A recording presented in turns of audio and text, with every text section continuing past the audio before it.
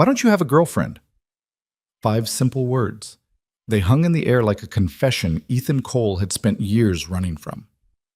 Sitting across from Lena Brooks, the woman who'd watched him survive grief, rebuild his shattered world, and become the father his daughter needed, he felt his carefully constructed walls begin to crack. Because the truth was dangerous.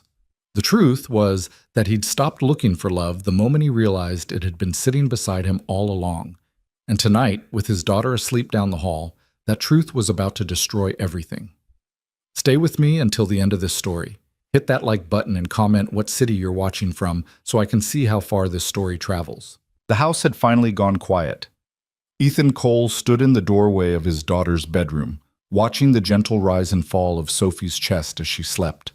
Her stuffed rabbit, the one with the missing eye that she refused to replace, was tucked under her chin. She'd kicked off her blanket again, the way she did every single night, and he stepped forward carefully to pull it back over her small frame. 7 years old. Sometimes he still couldn't believe it. 7 years of life that had been equal parts miracle and endurance test, joy and exhaustion, love and loneliness so profound it sometimes made his chest ache in the middle of crowded rooms. He brushed a strand of dark hair from Sophie's forehead, his fingers gentle against her warm skin. She stirred slightly, but didn't wake, her lips moving in some dream conversation he'd never be part of. These quiet moments, standing guard over her sleep, had become sacred to him. They were the only times he allowed himself to simply feel without the armor he wore during daylight hours. The armor that kept him functioning, working, parenting, surviving, but not living. Not really. He pulled her door almost closed, leaving it open just enough that he'd hear if she called for him, and made his way back down the hallway. The old hardwood floors creaked under his weight, a sound he'd grown to love because it meant home, something he'd had to rebuild from absolute wreckage. The living room was still lit by the warm glow of the single lamp in the corner, the one Sarah had picked out at that antique shop during their 2nd year of marriage. He'd almost gotten rid of it a dozen times in the years after she died, but somehow it remained, like so many pieces of a life that felt both distant and achingly present. Lena was exactly where he'd left her, curled into the corner of his couch with her legs tucked beneath her, scrolling through her phone with that little furrow between her eyebrows that appeared whenever she was concentrating.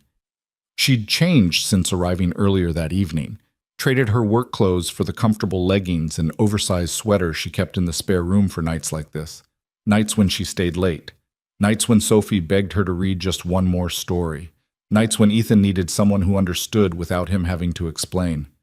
She looked up as he entered, and that small smile crossed her face, the one that had become as familiar to him as his own reflection. "Out like a light?" Lena asked, setting her phone aside. 5 minutes of negotiating whether Bunny needed his own blanket, but yeah, she's down. Ethan sank into the armchair across from her, feeling the day's weight settle into his bones.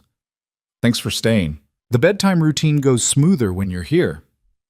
"Sophie just likes having an audience for her increasingly elaborate stalling tactics," Lena said, her eyes sparkling with amusement. Tonight's request for a midnight snack at 7:30 was particularly inspired. Ethan laughed, a real laugh that loosened something in his chest. "She's getting creative. Last week she tried to convince me that Tuesday was actually a school holiday she'd forgotten to mention. A criminal mastermind in training. Terrifying is what she is." They fell into comfortable silence, the kind that had developed over years of friendship, the kind where words weren't necessary because presence was enough. Lena had been there the night Sophie was born, had held Sarah's hand in the delivery room when contractions came too fast, and Ethan had briefly stepped out to call Sarah's mother. She'd been there 6 months later when Sarah's car was hit by a drunk driver on a rainy Thursday evening, when Ethan's world imploded and left him holding an infant who would never remember her mother's face. She'd been there for every impossible day after. Ethan watched Lena now in the lamplight, noting details he'd memorized without meaning to. The way she twisted a strand of her auburn hair when she was thinking, the small scar on her chin from a childhood bike accident she'd told him about years ago, the freckles across her nose that darkened every summer, beautiful. The word surfaced in his mind unbidden, the way it had been doing with increasing frequency lately. He pushed it down, the way he always did. "You want some wine?" he asked, standing abruptly. "I've got that bottle you brought last month. The one you said I'd actually like. Sure. Lena tilted her head slightly, studying him with those perceptive green eyes that missed nothing. You okay? Yeah, long day. Long gold. Long week, actually. He escaped to the kitchen, grateful for the distance and the simple task of opening a bottle. The truth was that he wasn't okay. Hadn't been for a while now. Something was shifting, changing in ways he couldn't quite name. A restlessness had taken root in his chest, a feeling like standing on the edge of something he couldn't see clearly. The wine opened with a soft pop. He poured 2 glasses, his hand steady despite the chaos in his thoughts. When he returned, Lena had shifted position, her legs stretched out now along the length of the couch. She accepted her glass with a quiet thanks and took a sip, her expression thoughtful. Ethan, she said after a moment, her tone casual but with an undercurrent he couldn't quite identify. Can I ask you something? His stomach tightened inexplicably. Of course. She swirled the wine in her glass, watching the dark liquid catch the light. When she looked up at him, there was something playful in her expression, but also something more serious beneath it. Why don't you have a girlfriend? The question hit him like a physical blow. Ethan froze, the wine glass halfway to his lips. His heart began to pound in his chest, a heavy, erratic rhythm that made it hard to breathe. Of all the questions he'd expected, all the comfortable topics they usually navigated, this wasn't one of them. What? Lena's smile was gentle, but she didn't back down. You heard me. It's been years, Ethan. Sophie's in school now. You've got a solid routine. You're a catch, honestly. I see the way women look at you at Sophie's school events. That mom from Sophie's soccer team literally asked me if you were single. Mrs. Henderson is married, Ethan said weakly.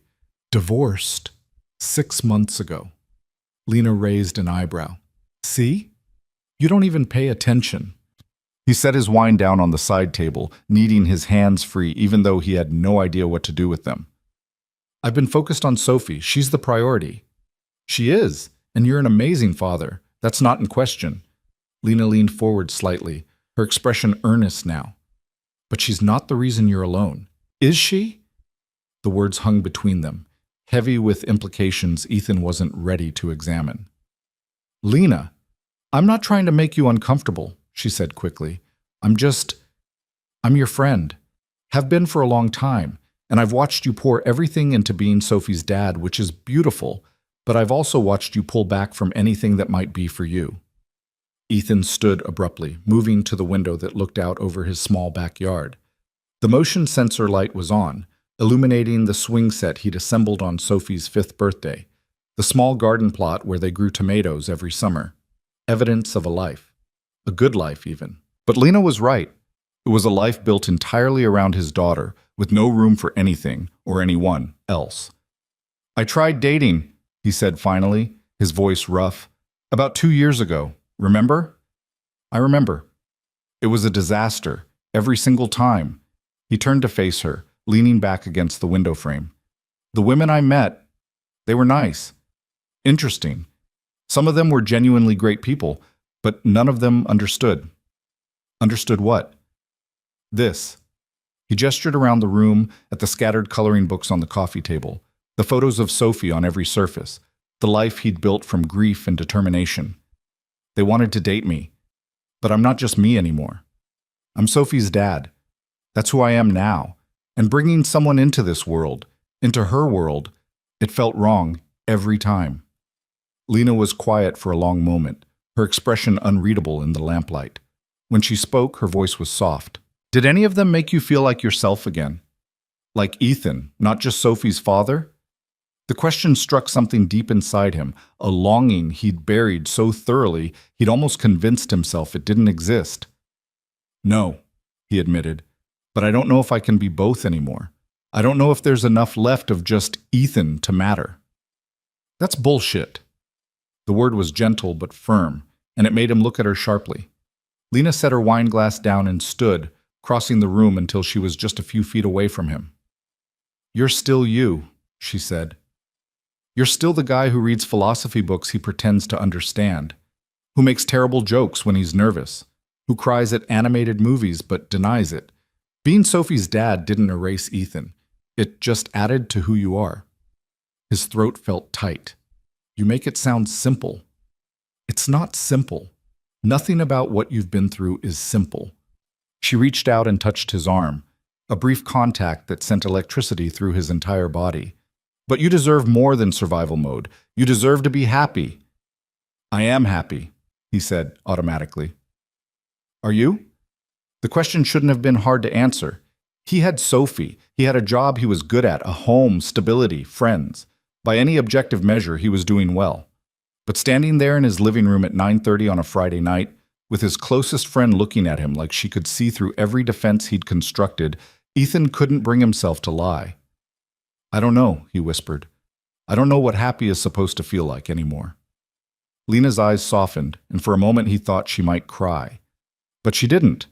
Instead, she squeezed his arm once and then let go, stepping back to give him space.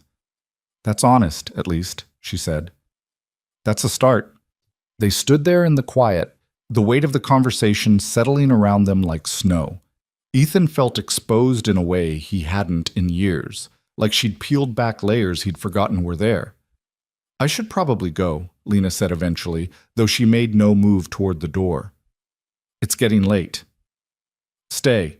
The word came out before he could stop it. I mean, it's Friday. You don't have to work tomorrow. We could watch something, order food, like we used to. Before everything got complicated, before questions like, why don't you have a girlfriend, made his chest feel like it was caving in. Lena smiled, but there was something sad in it. Like we used to, she repeated softly. Yeah, okay. She settled back onto the couch, and Ethan forced himself to move, to sit, to pretend everything was normal. He grabbed the remote and pulled up Netflix, scrolling through options neither of them would actually watch. But his mind wasn't on the screen. It was replaying Lena's question, examining it from every angle. Why don't you have a girlfriend? Because I'm afraid, because I'm tired. Because dating feels like betraying Sarah's memory even though she's been gone for nearly 7 years. Because Sophie needs stability more than I need romance. Because the only woman who's ever understood my life is sitting 5 feet away from me, and I can't risk losing her. The thought crashed into him with the force of revelation. Ethan's hand tightened on the remote. He stared at the TV without seeing it, his heart hammering against his ribs. When had it happened? When had Lena stopped being just his friend and become this essential presence he couldn't imagine living without? This person who made his house feel like a home just by being in it? He didn't know. Maybe it had been gradual, so slow he'd never noticed the shift. Or maybe he had noticed and spent years deliberately not acknowledging it, because acknowledging it meant risk, meant change, meant possibly losing the one stable, beautiful thing in his life besides his daughter. Ethan? Lena's voice pulled him back to the present. She was watching him with concern, her head tilted slightly. You okay? You look like you've seen a ghost. I'm fine, he lied, his voice not quite steady. Just tired. She didn't look convinced, but she let it go. Pick something. I'll fall asleep on your couch again if you don't make a decision in the next 30 seconds. He chose something at random, some documentary about nature that required no emotional investment. The narrator's soothing voice filled the room, talking about migration patterns and seasonal changes. Ethan barely heard a word.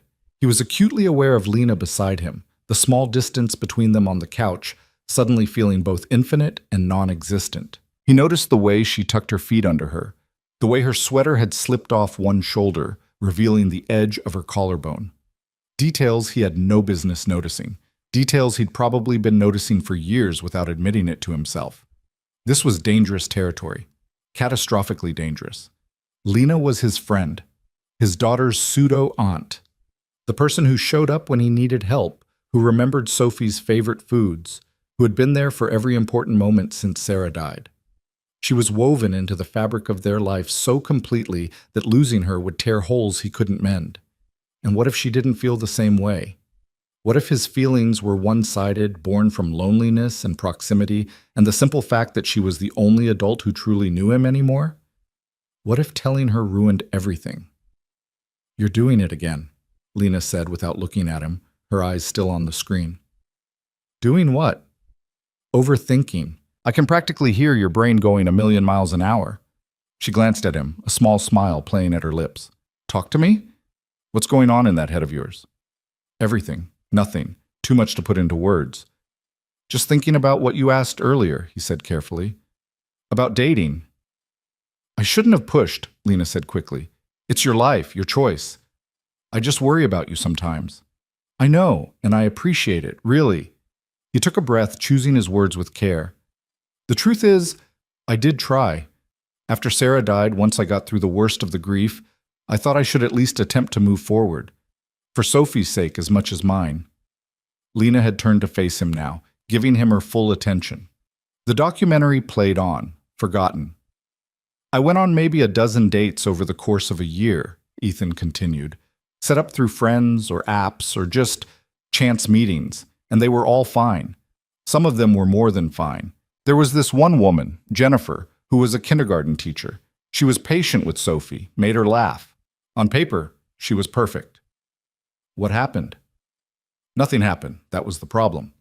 He ran a hand through his hair, frustrated with his inability to articulate something that felt so clear in his heart. I kept waiting to feel something, that spark everyone talks about, that sense of rightness, but it never came. And I realized I was just going through the motions, trying to check a box that said normal life without actually wanting what was in the box. So you stopped. So I stopped, he confirmed, and I told myself it was because Sophie needed my full attention, because my life was too complicated for dating, because I wasn't ready. But he met her eyes, seeing genuine curiosity there, concern, affection, all the things that made her dangerous to his carefully maintained equilibrium. But I think the real reason is that I was comparing them all to something they couldn't match, he said quietly. To someone. The air between them shifted, became charged with something electric and terrifying. Lena's expression changed, subtle, but he'd known her long enough to recognize the flicker of something in her eyes. Surprise? Hope? Fear? Ethan! A sound from down the hall made them both freeze. Daddy? Sophie's voice was small, sleepy, tinged with the confusion of waking in the dark. Ethan was on his feet instantly, the moment shattered. I'm here, sweetheart. Be right there. He looked back at Lena, who had pressed her hand to her chest, her face pale in the lamplight. Whatever had been about to happen, whatever words had been forming, would have to wait. I'll just be a minute, he told her. Take your time. He walked down the hall on unsteady legs, his heart still racing from a conversation that had veered dangerously close to truths he wasn't ready to speak aloud. Sophie was sitting up in bed when he entered, her rabbit clutched to her chest. Her dark hair was wild from sleep, her eyes still heavy with it. Hey, baby girl, he said softly, sitting on the edge of her bed. Bad dream? I heard voices. Where's Lena? She's still here, we're just watching TV. Can I have water? Of course. He retrieved her water bottle from the nightstand, waited while she drank, then helped her settle back under the covers. She curled onto her side, already drifting back toward sleep. Daddy? She murmured. Yeah. I like when Lena's here. It feels fuller. The words hit him square in the chest. Me too, Soph. Me too. She was asleep again within minutes, her breathing evening out into the rhythm he'd memorized over 7 years of being her only parent. Ethan sat there longer than necessary, using the time to gather himself, to rebuild the walls that had started to crumble in the living room. When he finally returned, Lena was standing by the window, looking out at the darkness. She'd wrapped her arms around herself, a protective gesture that made his chest ache. She okay? Lena asked without turning. Fine. Just needed water and reassurance. He stopped several feet away from her, maintaining distance that suddenly felt crucial. Lena, about what I said, don't. She turned to face him, and her expression was complicated, soft and sad, and something else he couldn't name. Don't apologize or take it back or explain it away. Just let it be what it was. What was it? Honest. She smiled, but it didn't quite reach her eyes. And maybe that's enough for tonight. He wanted to argue. wanted to push forward into the conversation they'd started, consequences be damned. But Sophie was asleep down the hall, and it was late, and the weight of years of careful friendship pressed down on him like a physical force. "I should go," Lena said again, and this time she did move toward the door, gathering her things with efficient movements that spoke of long practice. Ethan watched her, feeling like he was losing something crucial, but unable to name what it was or how to hold on to it. At the door she paused, her hand on the knob. "For what it's worth," she said without looking at him, "I think the reason you haven't found anyone is because you're looking for someone who already knows you, who's already part of your life, who already loves Sophie like family." His breath caught. "Lena, I'll see you tomorrow. Sophie's soccer game, right? I promised I'd be there." "You don't have to. I want to." Now she did look at him, and the expression in her eyes made his heart stutter. "I always want to." She left before he could respond, the door closing softly behind her. Ethan stood in the sudden silence of his empty living room, his world tilted on an axis that had seemed stable just hours before. Sophie's words echoed in his mind. "It feels fuller when Lena's here." And his own thought, unbidden but undeniable, "She's right." He sank onto the couch, his head in his hands, and finally allowed himself to feel the full force of what he'd been avoiding for years. He was in love with Lena Brooks. Had been, maybe, for longer than he could pinpoint. Had fallen slowly, imperceptibly, the way you might not notice the seasons changing until you looked up one day and realized everything had transformed. She knew him. Knew Sophie, understood the weight of his grief and the shape of his life in ways no one else ever could. She'd been there for every impossible moment, never asking for more than he could give, never pushing for definitions or promises. And he'd been too afraid to see it, too afraid to risk the friendship that had become his lifeline. But tonight, something had shifted. A door had opened that he wasn't sure he could close again. "I think the reason you haven't found anyone is because you're looking for someone who already knows you." She'd known. Maybe she'd always known. The question was, what was he going to do about it? Ethan sat alone in the lamplight, the documentary still playing to an empty room, and felt the first stirrings of something that might have been hope, or terror, possibly both. Outside, Lena's car started up, headlights sweeping across his window as she pulled away. He watched until the darkness swallowed the light, then stood and began turning off lamps, locking doors, going through the familiar nighttime routine that had defined his life for 7 years. But nothing felt familiar anymore. Everything had changed with 5 simple words. "Why don't you have a girlfriend?" And the answer, the real answer he'd finally allowed himself to acknowledge, was both simple and impossibly complex. "Because the only woman I want is the one I'm most afraid to lose." Ethan checked on Sophie one last time before heading to his own room. She was sleeping peacefully, rabbit tucked close, blissfully unaware that her father's carefully constructed world had just developed fault lines that might split it wide open. He lay in bed staring at the ceiling, knowing sleep wouldn't come easily. Tomorrow there would be a soccer game. Tomorrow Lena would show up like she always did, would cheer for Sophie from the sidelines, would fit seamlessly into their Saturday routine, and he would have to face her knowing everything had changed. Knowing that the safe distance he'd maintained for years had collapsed in a single conversation. Knowing that sometimes the scariest truths were the ones that had been there all along, waiting for you to be brave enough to see them. In the darkness of his room, Ethan Cole closed his eyes and let himself imagine, just for a moment, what it might be like to stop surviving and start living. What it might be like to reach for the happiness that had been standing beside him all along. What it might be like to risk everything for the chance at something real. The images filled him with equal parts longing and terror, possibility and fear. But beneath it all, buried under years of grief and caution and careful self-protection, was something new. A spark of courage, small, fragile, barely there, but growing. Sleep never came. Ethan lay in the darkness, watching shadows move across his ceiling, his mind replaying the evening on an endless loop. Every word, every glance, every moment when the air between them had felt charged with something he could no longer ignore. By the time pale dawn light began filtering through his curtains, He'd given up pretending. He showered, made coffee, and was sitting at the kitchen table when Sophie patted in wearing her favorite unicorn pajamas, her hair a tangled mess. "Morning, Daddy," she yawned, climbing into his lap without asking, the way she still did when she was sleepy. He wrapped his arms around her, breathing in the scent of her strawberry shampoo. "Morning, baby girl. Sleep okay?" "Mm-hmm. Is today my game?" "It is. 9 o'clock kickoff." Sophie perked up immediately, sleep vanishing from her eyes. "Is Lena coming?" The question sent a spike of anxiety through his chest. "She said she would." "Good." Sophie settled back against him, satisfied. "She's better at cheering than the other parents. Louder." Ethan smiled despite the knot in his stomach. "She is pretty enthusiastic." "What's enthusiastic mean?" "It means she gets really excited and shows it." "Oh, yeah, she's that."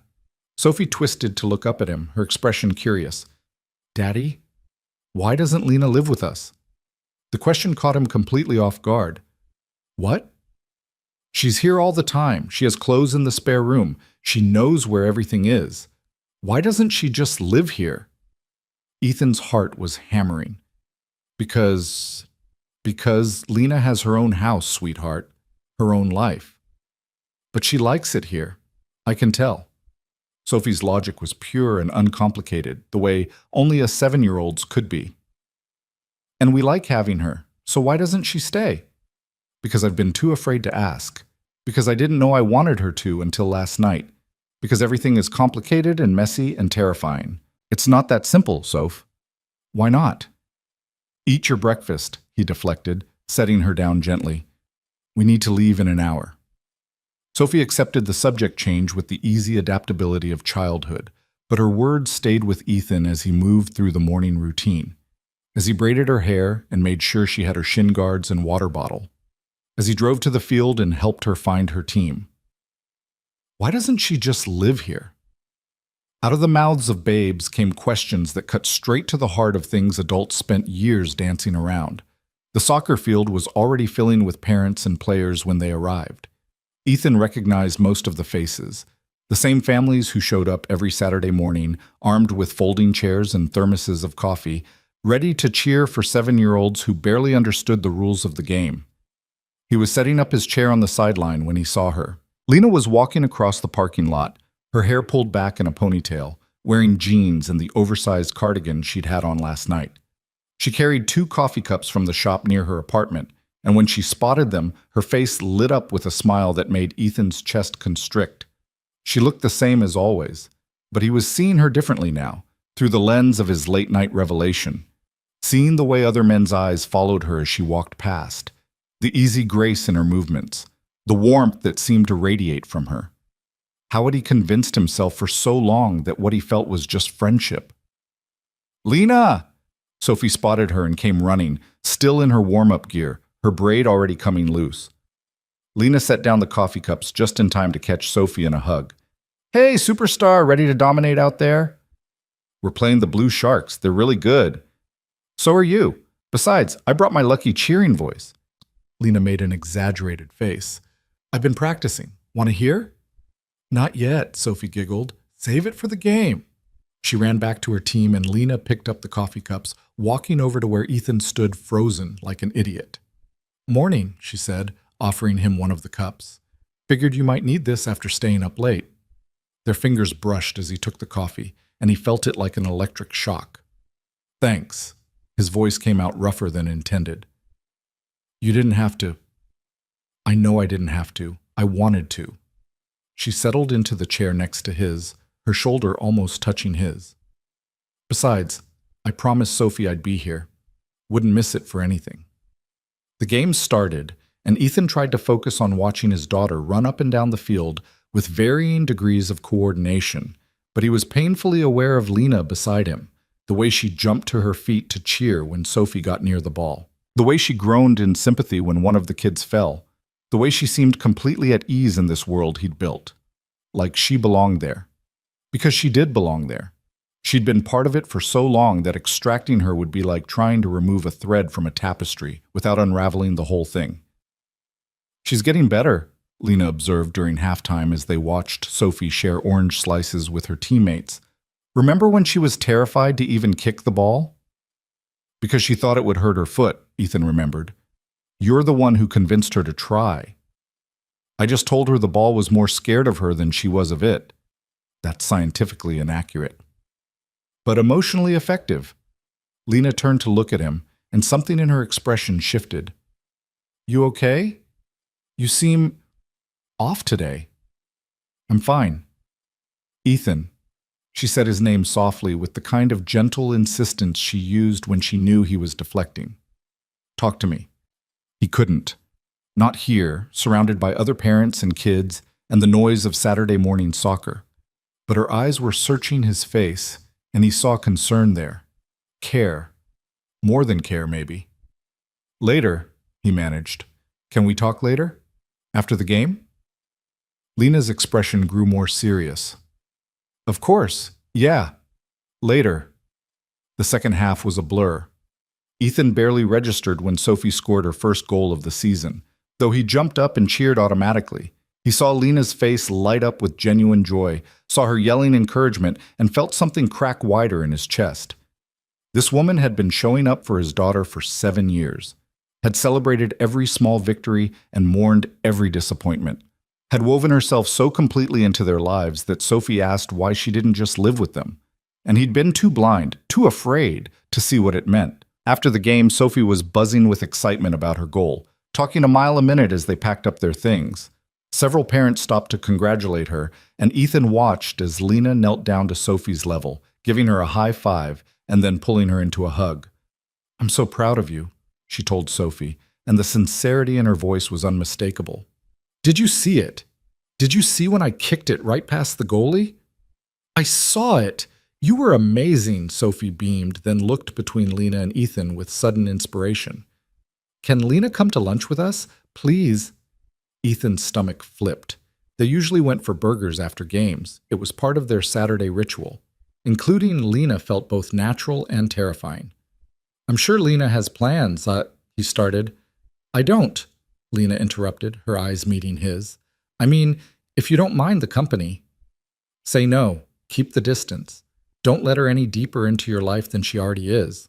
We'd love that, he heard himself say. The burger place was crowded, filled with other families doing the same post-game routine.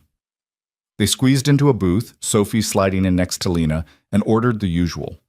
As they waited for food, Sophie launched into a play-by-play of the entire game, complete with dramatic reenactments that involved a lot of arm waving.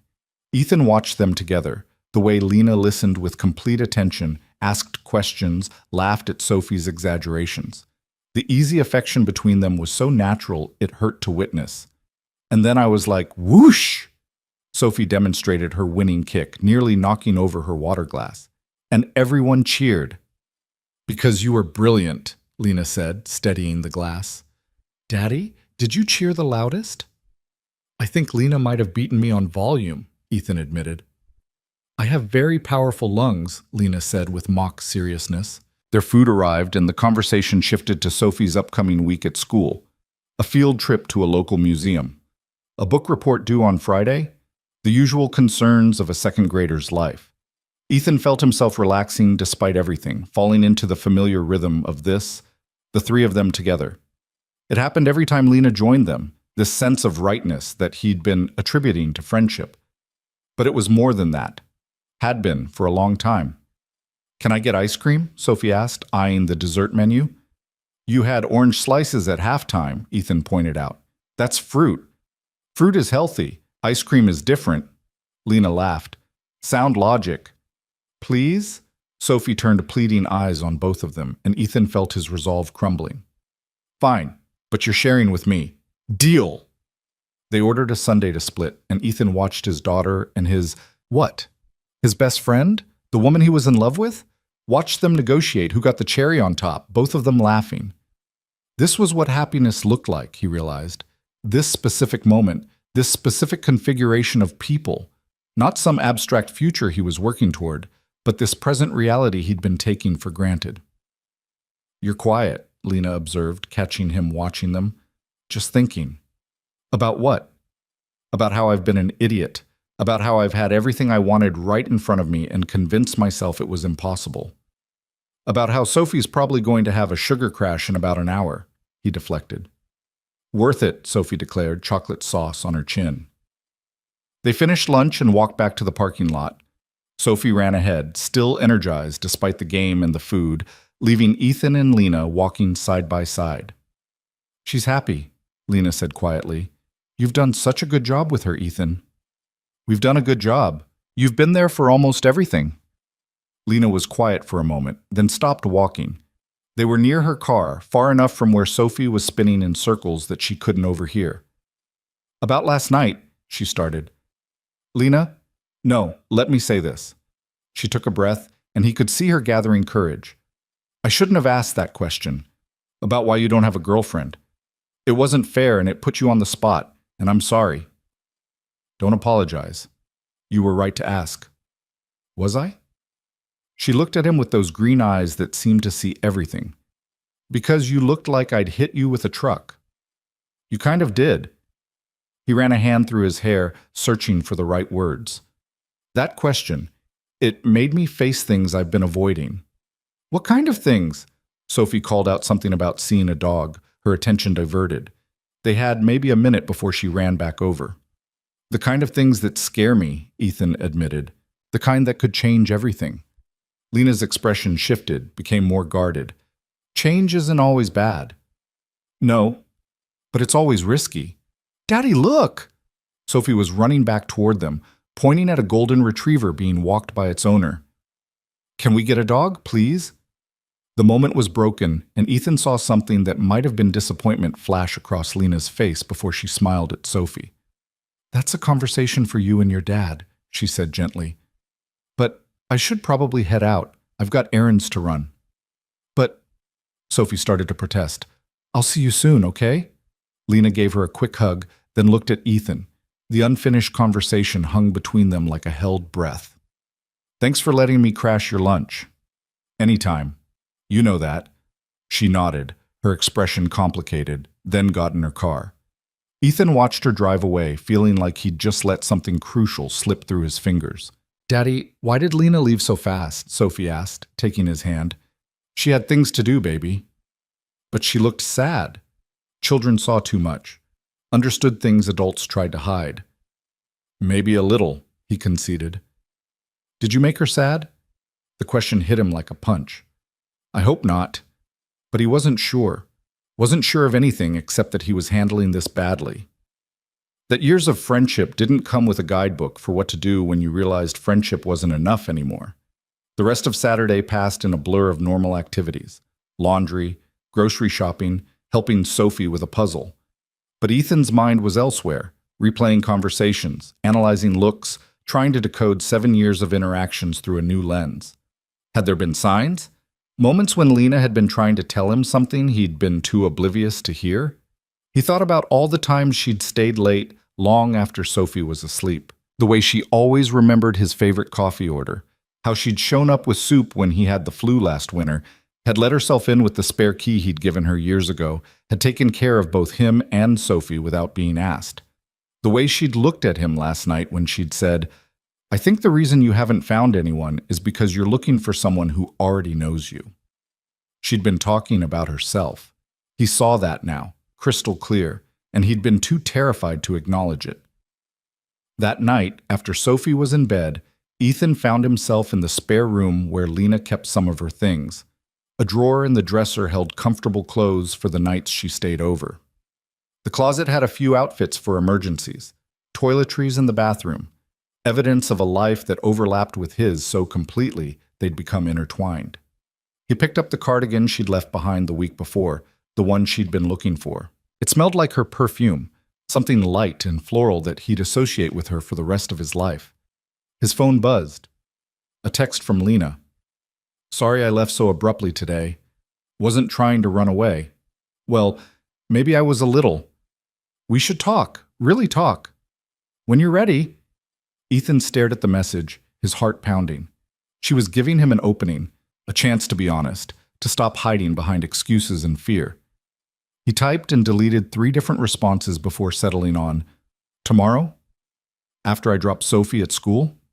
The reply came almost instantly. My place. 9:30? I'll be there. He set the phone down with shaking hands. 24 hours.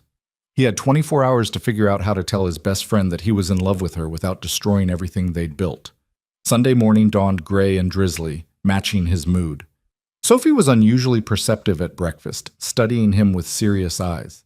Are you nervous about something, Daddy? What makes you say that? You're doing that thing with your fingers.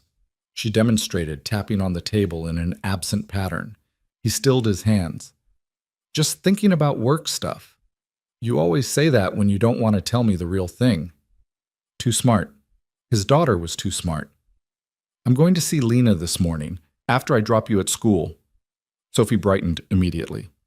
Can I come? Not this time. This is grown-up talk. Her face fell. The boring kind? Maybe. I don't know yet. Are you going to tell her to move in with us? Ethan nearly choked on his coffee. What?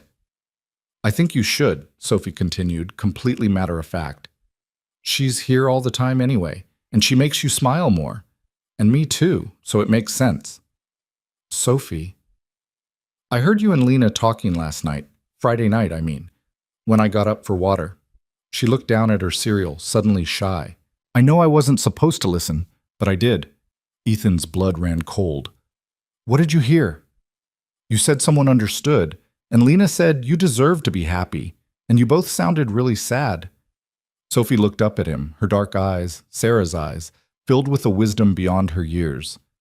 I don't want you to be sad, Daddy. He moved around the table and pulled her into his arms, his throat tight. I'm not sad, baby girl. I promise. Then why don't you tell Lena you love her? The world stopped. Ethan pulled back to look at his daughter, the small person who saw through every defense he'd constructed. What makes you think, because I'm not a baby, Daddy, I see how you look at her, like she's special, different from other people. Sophie's expression was earnest, completely serious. And she looks at you the same way, so why don't you just tell her? Out of the mouths of babes. It's complicated. Why? Because... He struggled to find words that would make sense to a 7-year-old. Because Lena's your friend too, and if I tell her how I feel and she doesn't feel the same way, it might make things weird. She might not want to come around as much. Sophie considered this with the gravity of a judge. But what if she does feel the same way? Then everything changes. Good changes or bad changes? I don't know. The honest answer felt like defeat. Sophie hugged him tighter. I think they'd be good changes. I think Lena wants to be part of our family for real, not just visiting. The certainty in her voice nearly broke him. When did you get so wise? He asked, his voice rough. I've always been wise. You just don't listen sometimes.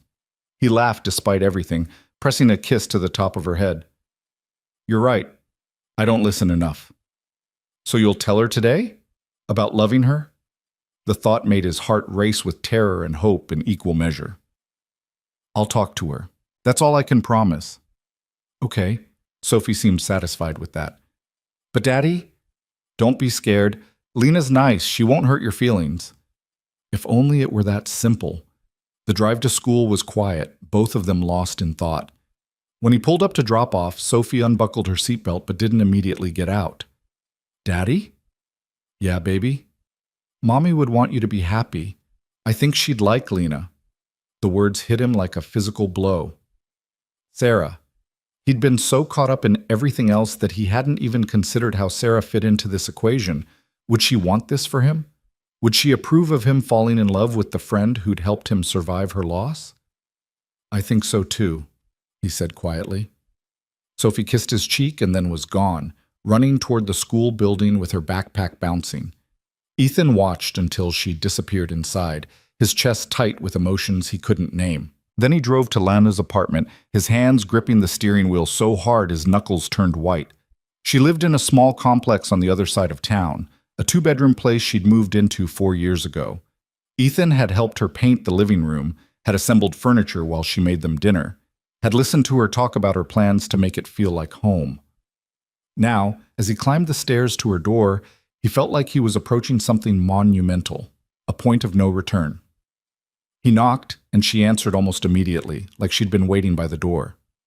"Hi," she said softly. "Hi."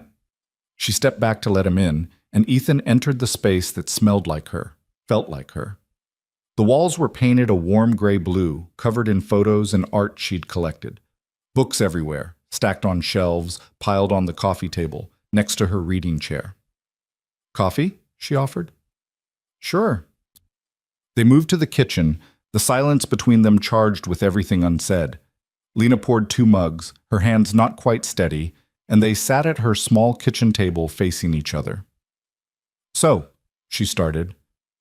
"So," he echoed. "This is awkward." "Yeah," she laughed, a nervous sound. "We've never been awkward before. In 7 years, we've never had a moment like this." "I know." Lena took a breath, seemed to gather her courage. "Ethan, I need to tell you something, and I need you to let me say all of it before you respond, okay?" His heart was hammering so hard he was sure she could hear it. "Okay." "I've loved you for 4 years," she said, the words coming out in a rush. "Maybe longer. I don't know exactly when it happened, when you stopped being my grieving friend and became the person I couldn't imagine my life without. But somewhere along the way, helping you with Sophie and showing up for dinner and being part of your routine, it stopped being about friendship and became something else." Ethan couldn't breathe. "I never said anything because I didn't want to pressure you. You were healing, rebuilding, learning how to be a single dad. And I was happy just being part of your life in whatever way you'd let me. But Friday night, when I asked why you didn't have a girlfriend and you looked at me like I'd broken something open," her voice cracked, "I realized I couldn't keep pretending anymore." She wiped at her eyes, and Ethan saw tears there, falling freely now. "I'm in love with you, Ethan. With you and Sophie both. You're my family, even if I've never had the right to call you that. And if telling you this ruins everything, I'm sorry. But I can't keep showing up and pretending I don't want more. I can't." He stood abruptly, his chair scraping against the floor. Lena looked up at him with red-rimmed eyes, her expression terrified.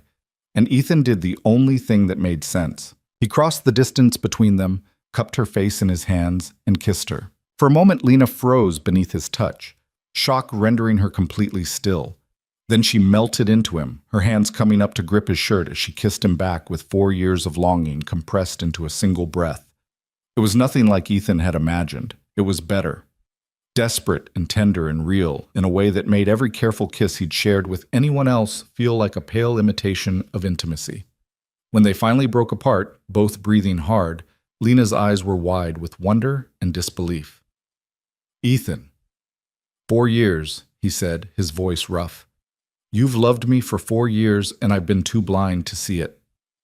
"You weren't blind. You were surviving."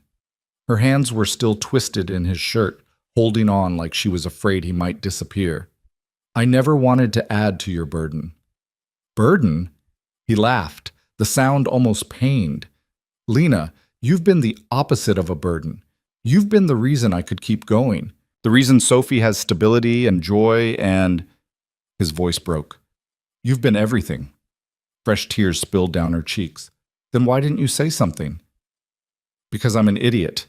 Because I was terrified of losing you. Because I convinced myself that what I felt was just gratitude or loneliness or anything other than what it actually was." He pressed his forehead against hers, his hand still cradling her face. "I'm in love with you. Have been for longer than I want to admit. And Friday night, when you asked me that question, it broke something open that I can't close again." She pulled back slightly to look at him, searching his face for any hint of doubt or hesitation. "You mean it? This isn't just... You're not just reacting to what I said?" "I mean it. Sophie asked me this morning why I don't just tell you I love you, and I realized a 7-year-old has more courage than I do." Lena laughed through her tears. "She said that?" "She also said you should move in with us because you're there all the time anyway, and it would just make sense." "She's brilliant." "She is." Ethan smoothed his thumbs across Lena's cheekbones, wiping away tears. "She loves you. Not like an aunt or a friend of the family, like a mother. And I've been too afraid to acknowledge that because acknowledging it meant facing all of this." "All of what?" "How much I need you, how much I want you, How terrifying it is to love someone again after losing Sarah. The confession felt like cutting himself open. I'm scared, Lena. I'm absolutely terrified. Of what? Of everything. He pulled back, needing distance to say what came next. Of letting you all the way in and then something happening to you. Of Sophie getting too attached and then losing another person she loves. Of not being enough because I come with so much baggage and responsibility. And stop. Lena stood, closing the distance he'd created. Do you think I don't know what I'd be getting into? I've been part of your life for 7 years. I know about the bad dreams Sophie still has sometimes. I know you still sleep on your side of the bed even though there's no one next to you. I know you avoid certain restaurants because they remind you of Sarah. I know all of it, and I'm still standing here telling you I love you. But knowing it as a friend is different from living it as... He couldn't quite say the word. As what? Your partner? Your girlfriend? She took his hands, her grip firm and grounding. I'm not asking for perfect. I'm not asking for easy. I'm asking for real, for honest. For us to stop pretending we're just friends when we both know it stopped being true a long time ago. Ethan looked at their joined hands, at the way her fingers fit between his like they'd been designed for exactly this. What if I mess this up? What if I'm so damaged from losing Sarah that I can't be what you need? What if you're not? What if we're actually good at this because we already know each other so well? Lena's voice was gentle but insistent. We're not strangers trying to figure out if we're compatible. We're best friends who already chose each other every single day. This isn't a leap into the unknown. It's just finally admitting what we've been doing all along. The truth of her words settled over him like sunlight breaking through clouds. They had been choosing each other over and over in 1,000 small ways. Every dinner shared, every bedtime story read, every crisis navigated together. They'd been building this foundation for years without naming it. I don't know how to do this, he admitted. I don't know how to be in a relationship anymore. How to be someone's person, while also being Sophie's father. Then we figure it out together. She squeezed his hands. That's what we've always done, right? Figured things out as we go? He pulled her close again, needing the contact, needing to prove to himself this was real. She came willingly, wrapping her arms around his waist and resting her head against his chest. I'm going to be terrible at this at first, he warned. I'm going to overthink everything and probably try to protect you from parts of my life that are hard. And I'm going to call you on it every time. He felt her smile against his shirt. That's what I've been doing for 7 years. No reason to stop now. They stood like that for a long moment, just holding each other in the morning light of her kitchen. Ethan felt something loosening in his chest, a tension he'd been carrying so long he'd forgotten it was there. This was what he'd been missing. Not the physical intimacy, though his body was acutely aware of her pressed against him, but this sense of coming home, of being known and choosing to stay anyway. We should talk about logistics, Lena said eventually, her voice muffled against his chest. About what this means practically. Always so practical. One of us has to be. She pulled back to look at him. How do we tell Sophie? The question brought reality crashing back. I don't know. She clearly already knows something's going on between us, but knowing her dad's friend loves him is different from understanding we're actually together. Do you think she'll be okay with it? Are you kidding? She'll probably start planning the wedding. The word slipped out before he could stop it, and they both froze. I didn't mean... Ethan started. I know. Lena's cheeks were pink, but she was smiling. But for the record, I'm not opposed to the general concept. You know, eventually, way down the line, when we've actually been dating for more than 20 minutes. The fact that she could joke about it, that she wasn't running screaming from the implications of being with a single father, made something warm bloom in his chest. My lease is up in 3 months, Lena said, and there was a careful casualness in her tone that told him this had been on her mind. I was thinking about renewing, but move in with us. The words came out before his brain could catch up with his mouth. She stared at him. What? Move in with us. Sophie already asked why you don't. You're there half the time anyway. You have a drawer of clothes and your own toothbrush, and he was babbling now, but couldn't seem to stop. I know it's fast. I know we should probably date for a while first and do this the normal way, but nothing about us has ever been normal. And I don't want to waste any more time pretending we're not already a family. Lena's eyes were shining again, but this time with something that looked like joy. You're serious. Completely. Unless you think it's too much too soon, which would be totally reasonable, and I'd understand. She kissed him again, cutting off his nervous rambling.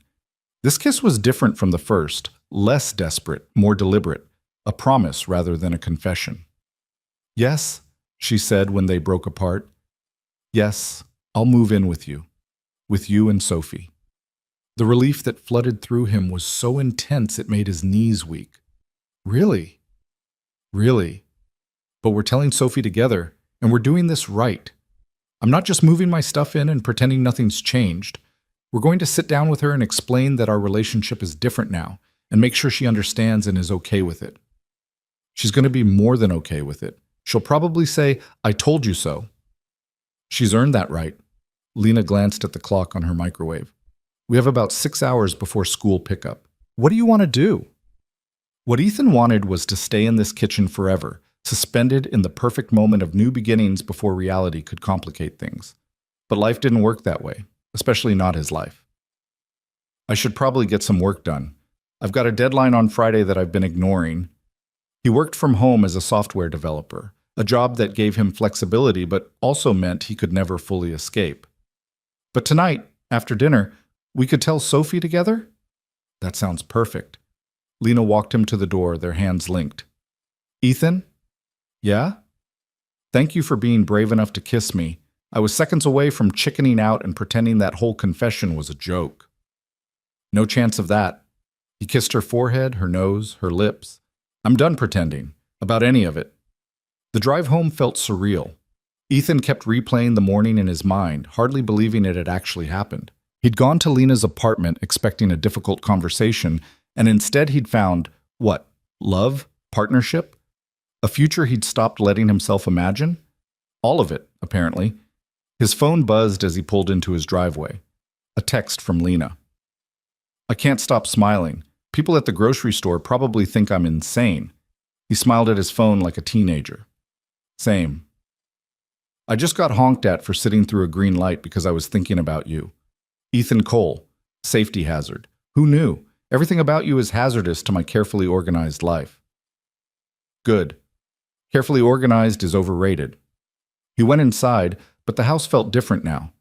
The photos of him and Sophie didn't look incomplete anymore. They looked like they were waiting for someone to join them. The spare room where Lena kept her things didn't feel like a guest space. It felt like the beginning of something permanent.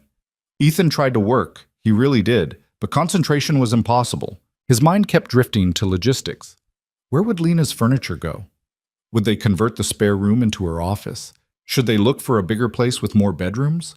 Then darker thoughts crept in. What if moving in together was too much pressure too fast? What if the reality of living together every day wasn't as perfect as the fantasy? What if Sophie had a harder time with the change than he anticipated? What if he lost Lena the way he'd lost Sarah, and this time Sophie was old enough to remember and grieve? His phone rang, pulling him from the spiral. Lena's name on the screen. Hey, he answered. You're panicking. It wasn't a question. How did you? Because I know you, and because I'm panicking too. Her voice was warm, understanding. Talk to me. What's the worst-case scenario your brain is cooking up right now? He laughed, despite himself. That's not exactly comforting. I'm not trying to comfort you. I'm trying to remind you that we're in this together. So tell me, what's scaring you? Ethan leaned back in his desk chair, staring at the ceiling. What if something happens to you? What if Sophie gets attached, more attached than she already is, and then she loses you? What if she doesn't? What if I'm around for her whole childhood and beyond? What if she graduates high school and goes to college and gets married someday and I'm there for all of it? You can't promise that. No, I can't. Neither can you. But we can't live our lives trying to protect ourselves from every possible loss. Lena's voice was gentle but firm. You know that better than anyone. Sarah's death taught you that life is unpredictable and precious. Are you really going to let that fear stop you from choosing happiness now? The words hit him square in the chest because she was right. He'd spent 7 years rebuilding from tragedy, And somewhere along the way, he'd convinced himself that the safest path was to avoid any risk of more loss. But that wasn't living, that was just existing. "You're right," he said quietly. "I usually am. You should write that down. Don't push it." But he was smiling. "Ethan, I'm scared too. This is terrifying for me as well. I'm about to move in with the man I love and become an instant maternal figure to a 7-year-old. What if I'm terrible at it? What if Sophie decides she doesn't actually want me around all the time? She already wants you around all the time. You're her favorite person besides me. What if that changes when I'm not just the fun friend who shows up sometimes? What if being there every day makes her resent me?" Now it was Ethan's turn to provide reassurance. "That won't happen. Sophie loves you, Lena. Really loves you. And she's been asking for this, for you to be more permanent, for longer than either of us realized." "Okay." He heard her take a breath. "Okay. We're both scared, and that's normal, and we're going to do this anyway." "Yeah?" "Yeah. Because the alternative is going back to pretending, and I can't do that anymore." "Me neither." They stayed on the phone for another 20 minutes, talking about nothing and everything. Plans for dinner. What they'd say to Sophie. Whether they should tell anyone else yet or keep it quiet until they were sure this was working. By the time they hung up, Ethan felt steadier. Still nervous, still aware of all the ways this could be complicated, but committed to trying anyway. The afternoon crawled by. He managed to get some work done, but mostly he watched the clock, waiting for the moment when he'd pick up Sophie from school and this new chapter of their lives would begin in earnest. At 2:30, he was waiting in the pickup line with all the other parents. He saw Mrs. Henderson, divorced, Lena had said, wave at him from 2 cars back, but he just smiled politely and looked away. There was only one woman he was interested in, and she was meeting them at home. Sophie bounded out of school full of energy, her backpack bouncing. She climbed into the car and immediately started chattering about her day. Something about a science experiment with baking soda and vinegar. A boy named Marcus who'd gotten in trouble for putting glue in someone's hair. And Mrs. Patterson said we're going to start multiplication tables next week, which sounds hard but also kind of fun, Sophie finished as Ethan pulled into their driveway. And there was Lena's car, already parked on the street. Sophie's eyes went wide. "Lena's here." "She is. She's going to have dinner with us." "Like always?" "Yeah, baby, like always. But also not like always, in ways Sophie would understand soon enough." They went inside to find Lana in the kitchen, already pulling ingredients out of the refrigerator for dinner. She'd let herself in with the spare key, something she'd done dozens of times before. But today it felt different, like a preview of a future that was rapidly becoming present. "Lena!" Sophie dropped her backpack and ran to hug her. "Are you making spaghetti?" "I am, with the sauce you like." Lena hugged her back, and over Sophie's head, her eyes met Ethan's. "Are we doing this now?" He nodded slightly. After dinner. The meal was simultaneously normal and surreal. They fell into their usual pattern, Sophie talking about school, Lena asking questions, Ethan adding commentary. But underneath the familiar rhythm was an electric current of anticipation. Sophie must have sensed something because she kept looking between them with curious eyes. "Are you guys being weird?" she asked finally, twirling spaghetti on her fork. "Weird how?" Ethan asked. "I don't know. You both keep looking at each other funny, like you have a secret." Lena's foot touched Ethan's under the table. He took a breath. "We do have something we want to talk to you about," he said, "after dinner. But it's good stuff, I promise." Sophie's eyes lit up. "Are we getting a dog?" "No." "A cat?" "Also no." "A hamster? A fish? A—" "Sophie," Lena laughed.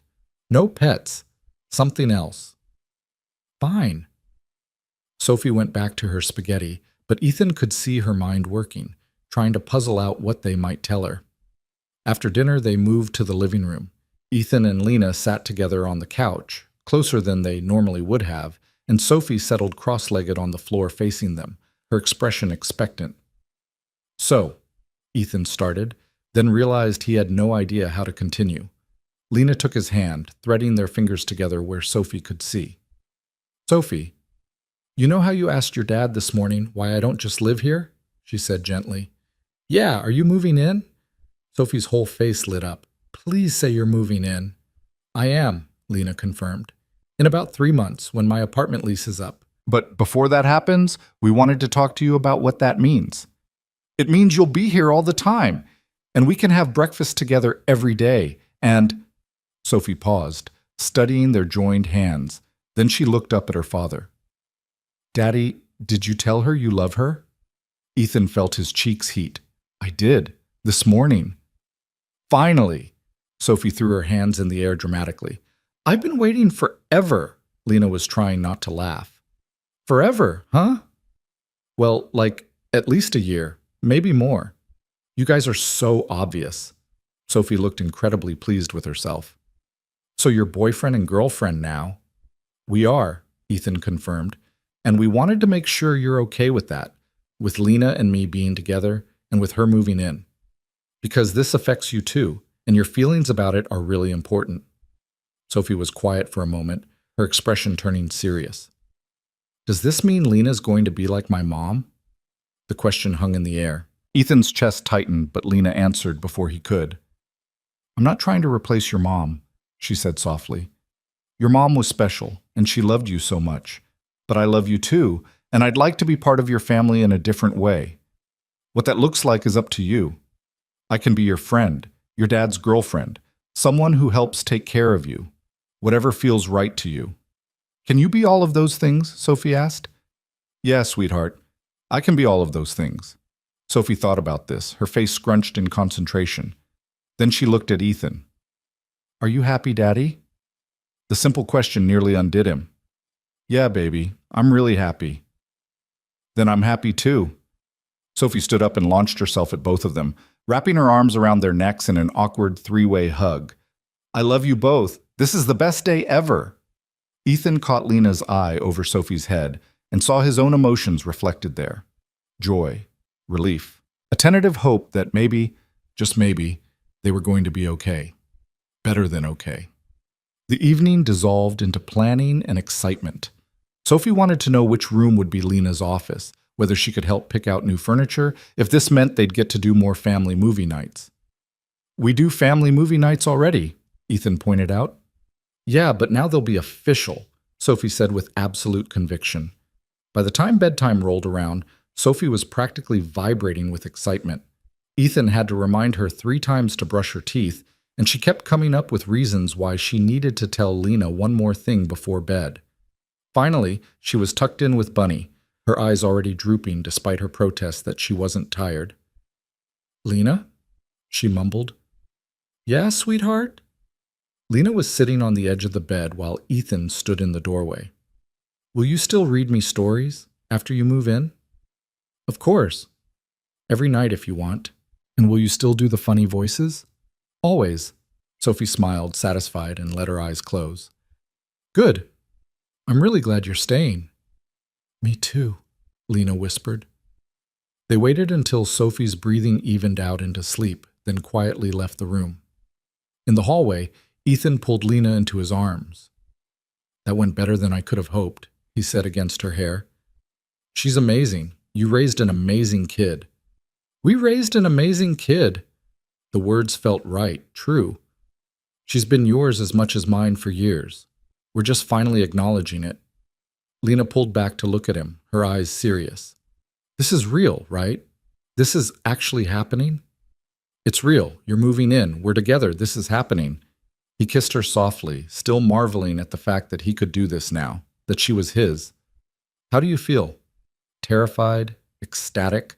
Like I'm about to jump off a cliff, but also like I'm exactly where I'm supposed to be? She laughed. That's a lot of contradictions. Love is contradictory, says the man who spent years convincing himself he didn't love me. In my defense, I was an idiot.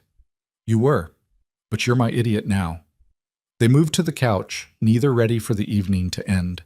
Lena curled against his side, fitting perfectly in the space between his arm and chest, and Ethan felt the last of his resistance crumble.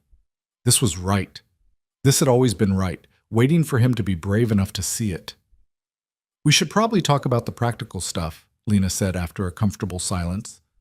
What we're telling other people. How we handle pickups and drop-offs, if we're changing anything about our routines. Ever the planner? Someone has to be. Your idea of planning ahead is checking the weather the night before." He laughed because it was true. "I think we just keep things simple.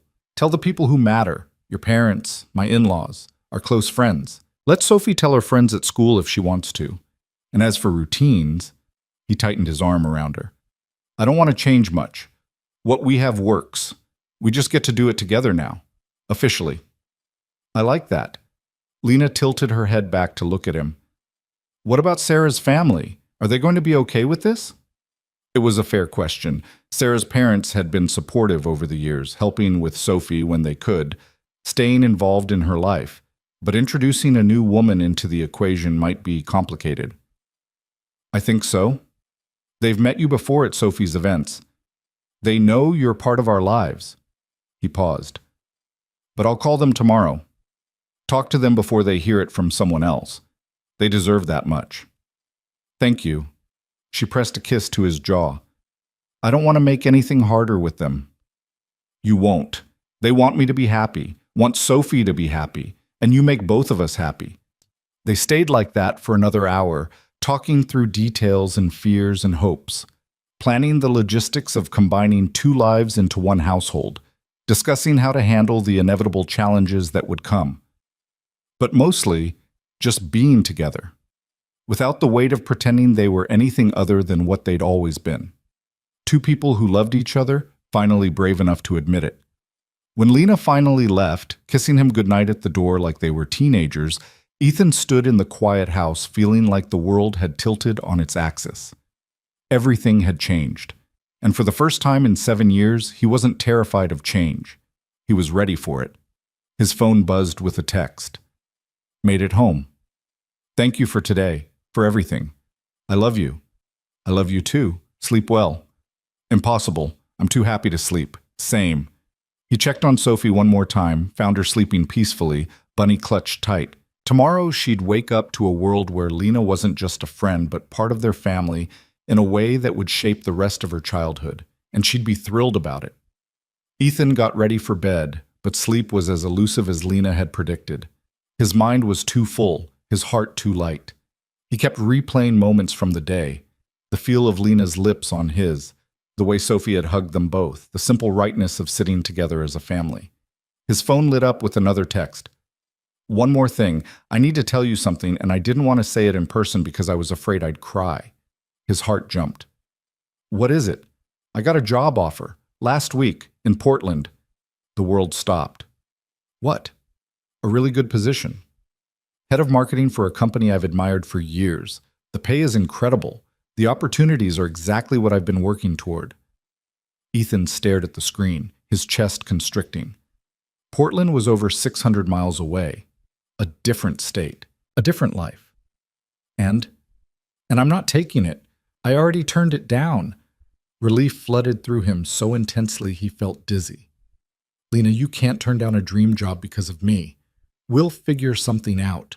Long distance for a while. Or stop. I'm not turning it down because of you. I'm turning it down because my life is here. My family is here. You and Sophie are my home. And I'm not leaving. This isn't a sacrifice. It's a choice. The easiest choice I've ever made." He called her immediately. "You should take the job," he said when she answered. "No." "Lena?" "No, Ethan. Listen to me. I've spent the last week agonizing over this, weighing the pros and cons, imagining what my life would look like if I moved. And every single scenario ended with me missing you and Sophie so much I could barely function.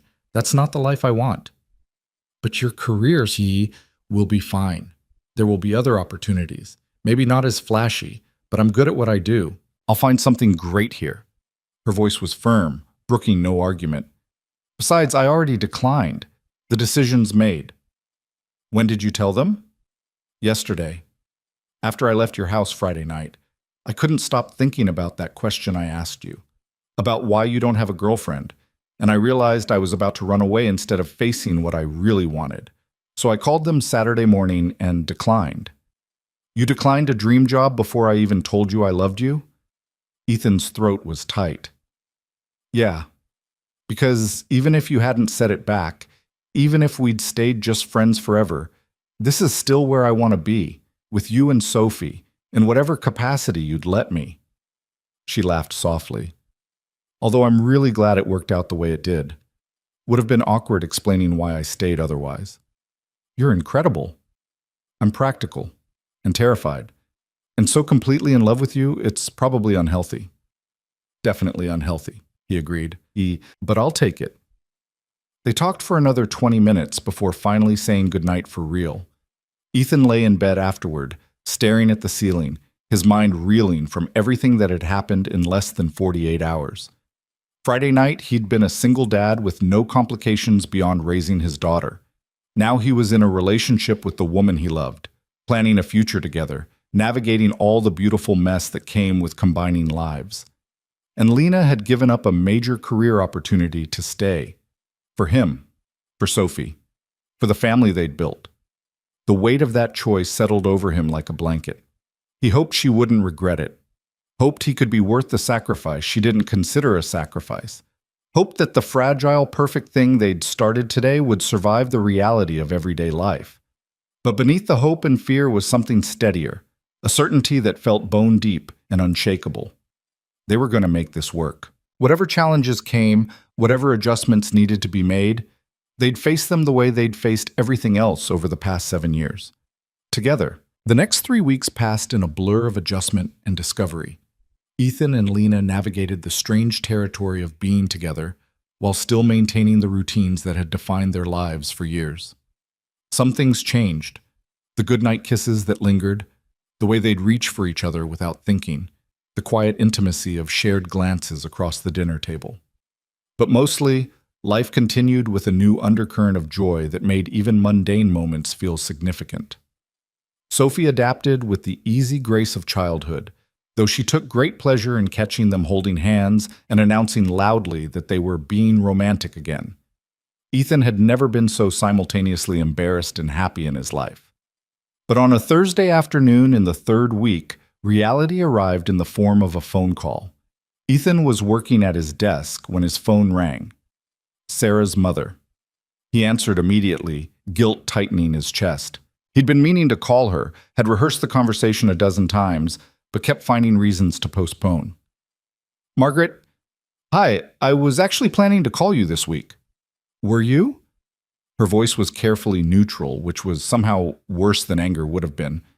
That's interesting because I heard from Carol Patterson that you're seeing someone. She saw you and some woman at Sophie's soccer game, acting very cozy. Ethan closed his eyes. Carol Patterson, the school gossip who never missed an opportunity to spread news. I should have told you myself. I'm sorry. You're sorry.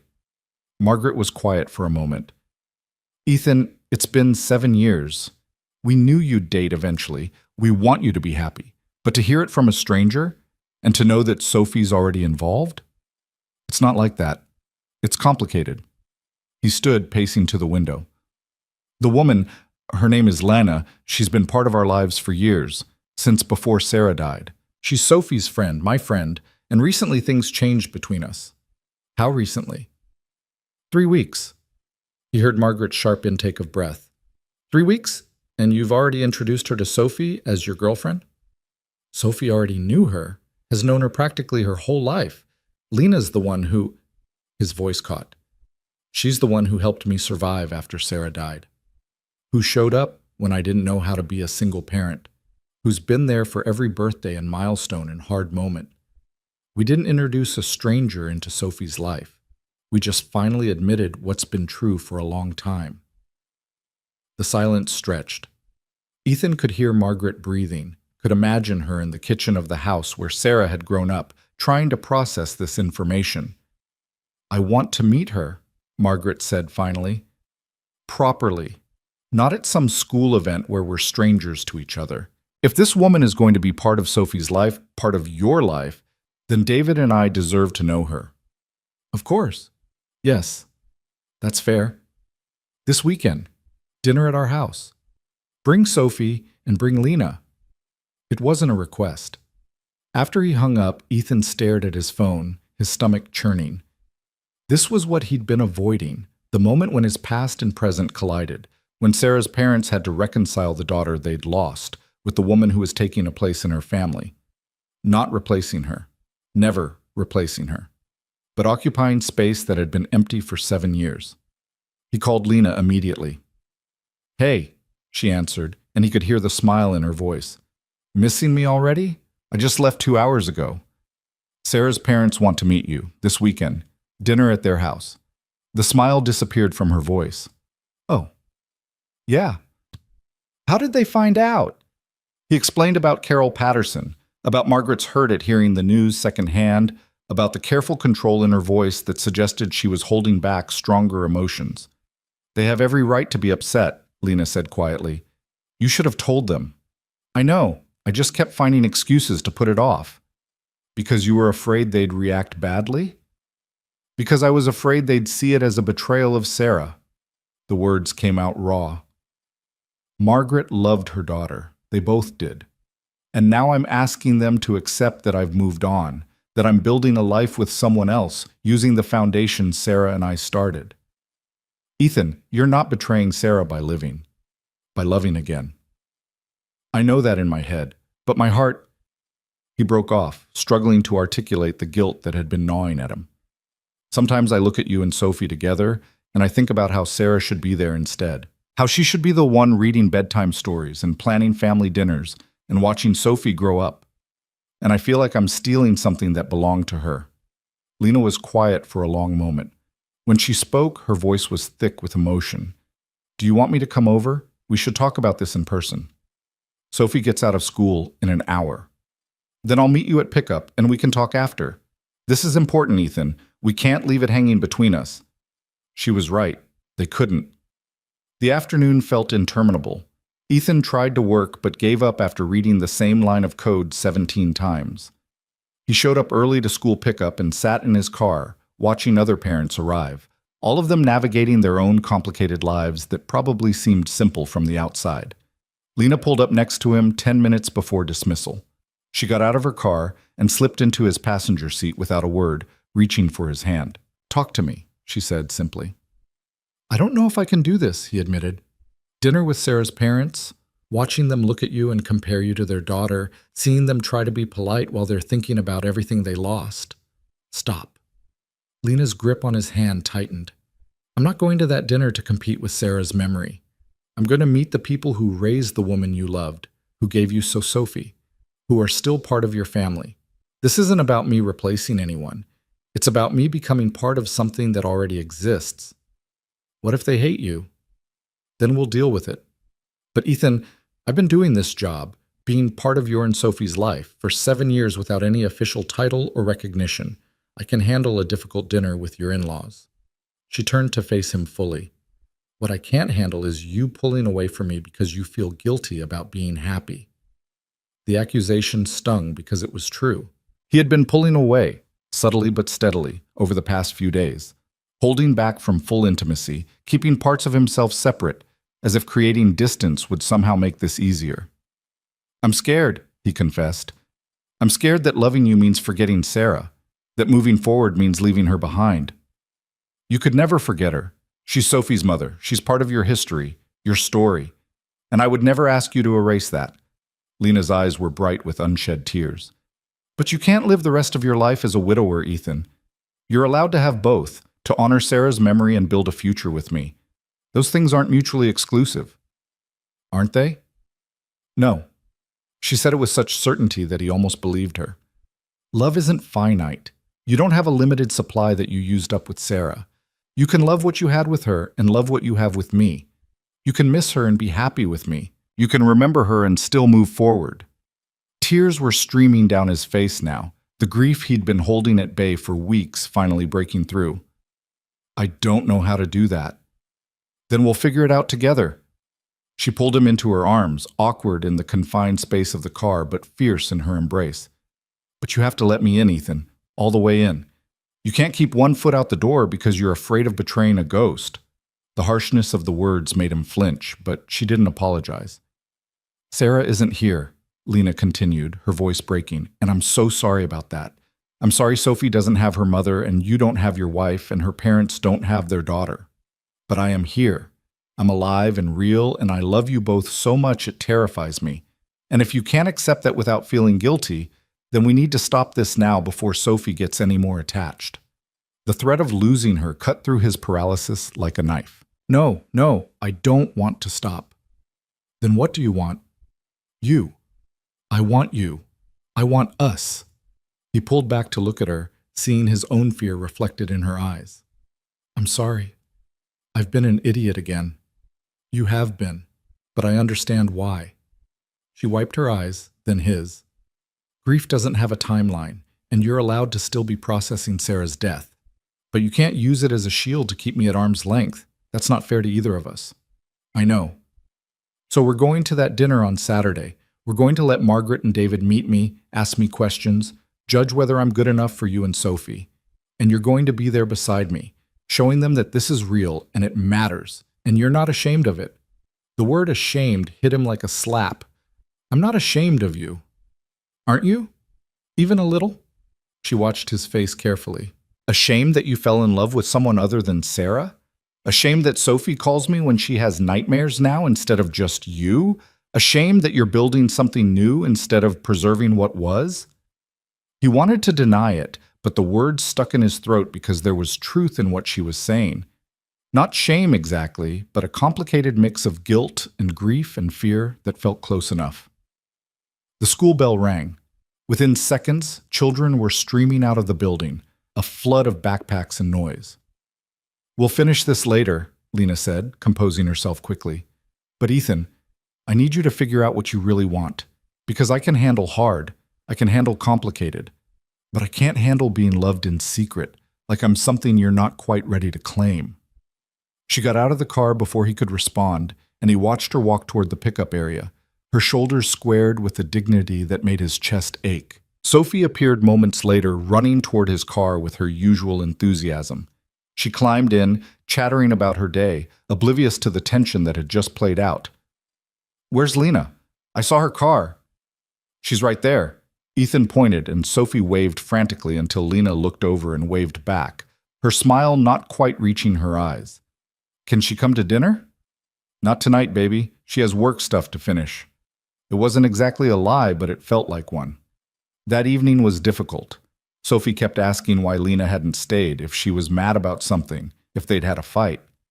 Ethan deflected as best he could, but his daughter's perceptiveness was making it impossible to hide that something was wrong. After Sophie was in bed, he sat alone in the living room with his laptop, pulling up old photos from before Sarah's death. There she was, pregnant with Sophie, glowing with joy, holding their newborn daughter in the hospital, laughing at something he'd said during a birthday dinner. Beautiful, vibrant, gone. He let himself cry properly for the first time in months, mourning everything they'd lost and everything Sophie would never have. The grief was as fresh as it had been 7 years ago, proving that Lena was right. He hadn't processed this, had just buried it under the necessity of survival and single parenthood. His phone buzzed with a text from Lena. I love you. I'm sorry for pushing so hard. Take the time you need to figure this out, but know that I'm not going anywhere unless you ask me to. He stared at the message for a long time before responding. I love you too, and I don't want you to go anywhere. I'm just trying to figure out how to make room for you without feeling like I'm erasing her. You're not erasing her, you're just finally letting yourself live again. Is it really that simple? No, it's incredibly complicated, but the choice itself is simple. Do you want to spend the rest of your life alone, or do you want to risk being happy again? Ethan looked at the photo of Sarah on his screen, then at the texts from Lena. Past and present, memory and possibility. I want to be happy. I want us to be happy. Then we'll figure out the rest. Together. He closed the laptop, putting the photos away but not deleting them. They belonged to his history, to Sophie's story. But they didn't have to define his future. The next day, he called Margaret back. Saturday at 6 works for us, he confirmed. And Margaret? I want you to know that Lena isn't trying to replace Sarah. She knows how important you and David are to Sophie, how much Sarah's memory matters. She's not coming into this trying to erase your daughter. She's trying to love what Sarah left behind. Margaret was quiet for so long he thought she might have hung up. Then she said, her voice soft, Sarah would have liked her, I think. From what you've told me, from what I've heard, she would have wanted someone strong for you, someone who could handle all this mess. The unexpected blessing made his throat tight. Thank you. Don't thank me yet. I still reserve the right to be difficult at dinner.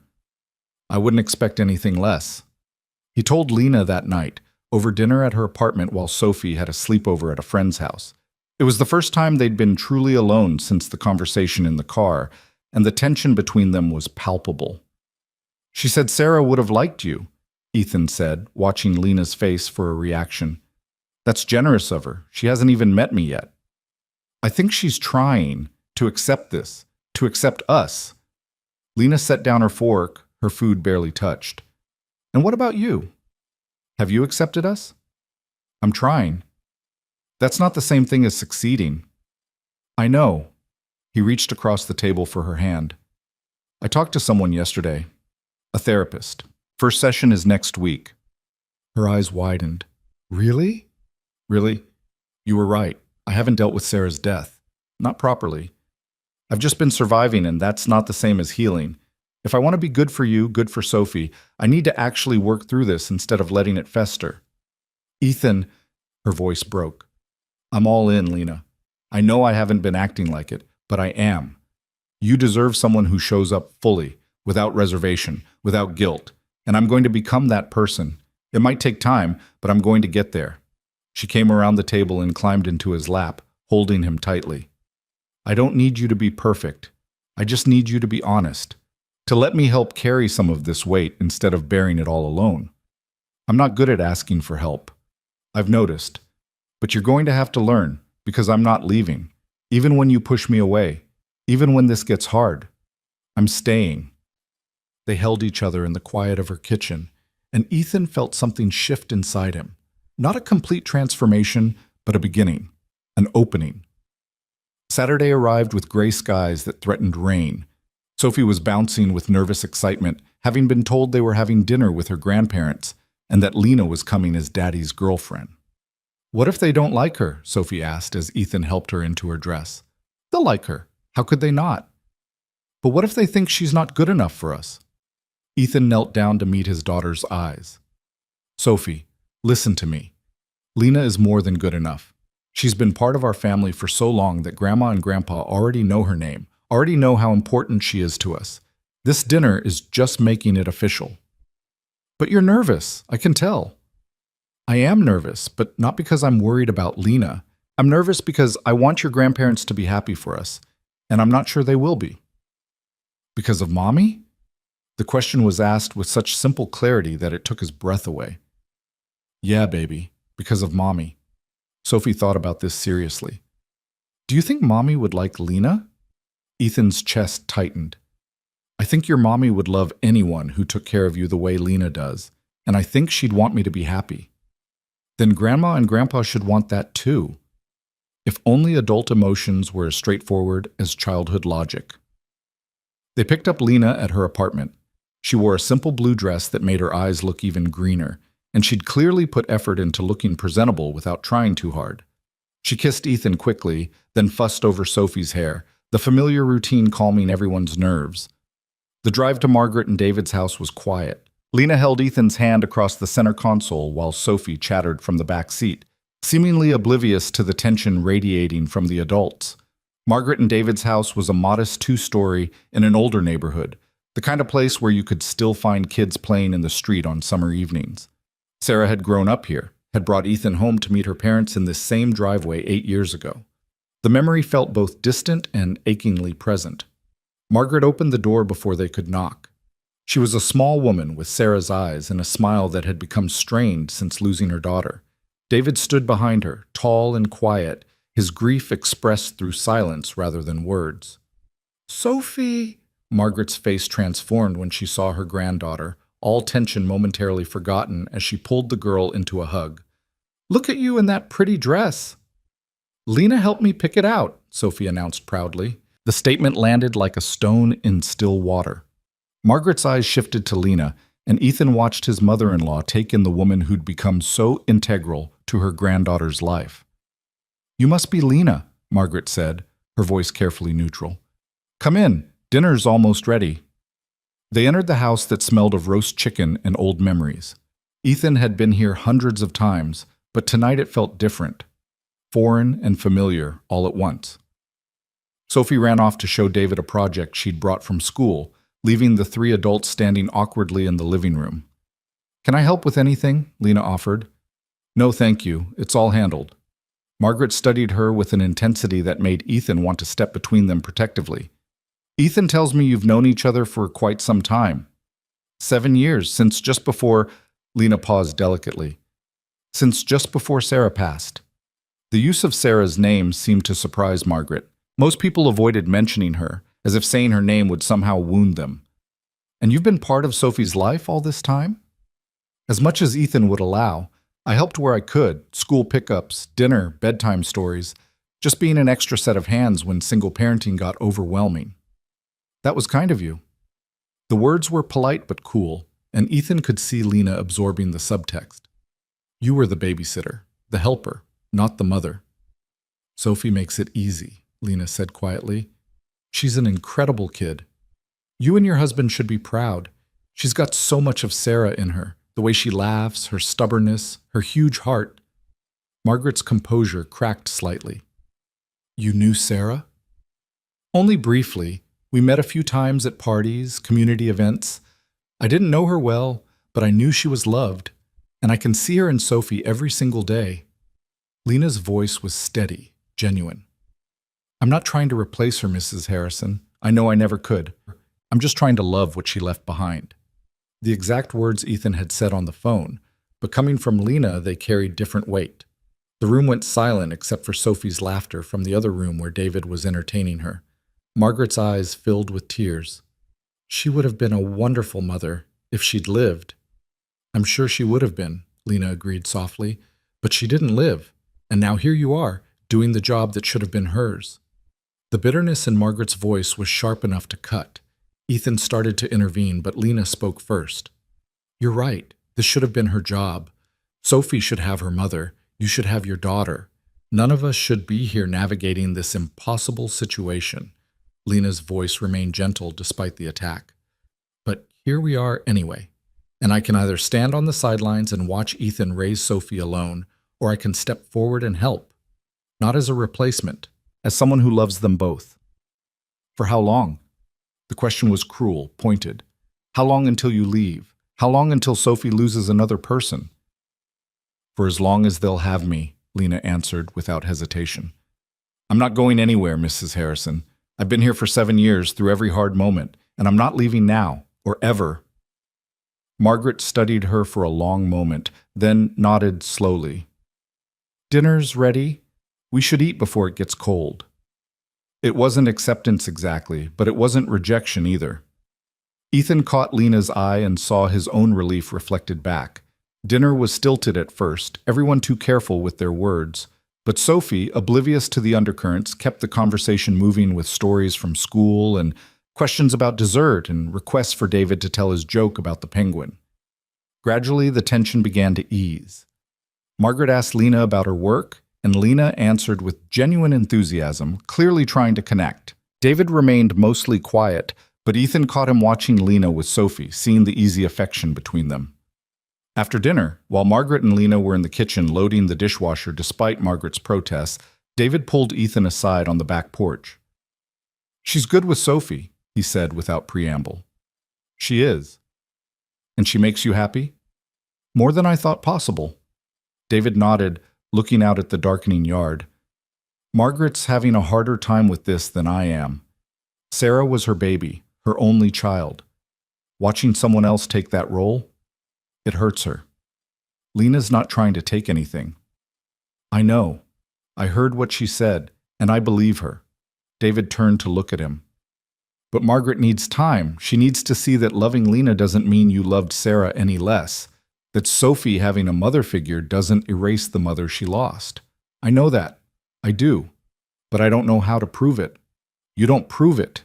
You just live it. You keep including us in Sophie's life. You talk about Sarah sometimes, keep her memory alive for our granddaughter. You show us that we haven't lost everything just because you're moving forward." The wisdom in his father-in-law's words struck deep. "I can do that." "Good. Because that woman in there, she's brave. Coming here, facing Margaret, knowing she'd be compared to Sarah. That takes courage. David clapped him on the shoulder. Don't let fear make you lose her. They went back inside to find Sophie showing Margaret and Lena her photo album, pointing out pictures of her mother with solemn pride. That's Mommy holding me when I was born, Sophie explained to Lena, even though Lena had surely seen the photos before. And that's Mommy and Daddy at their wedding.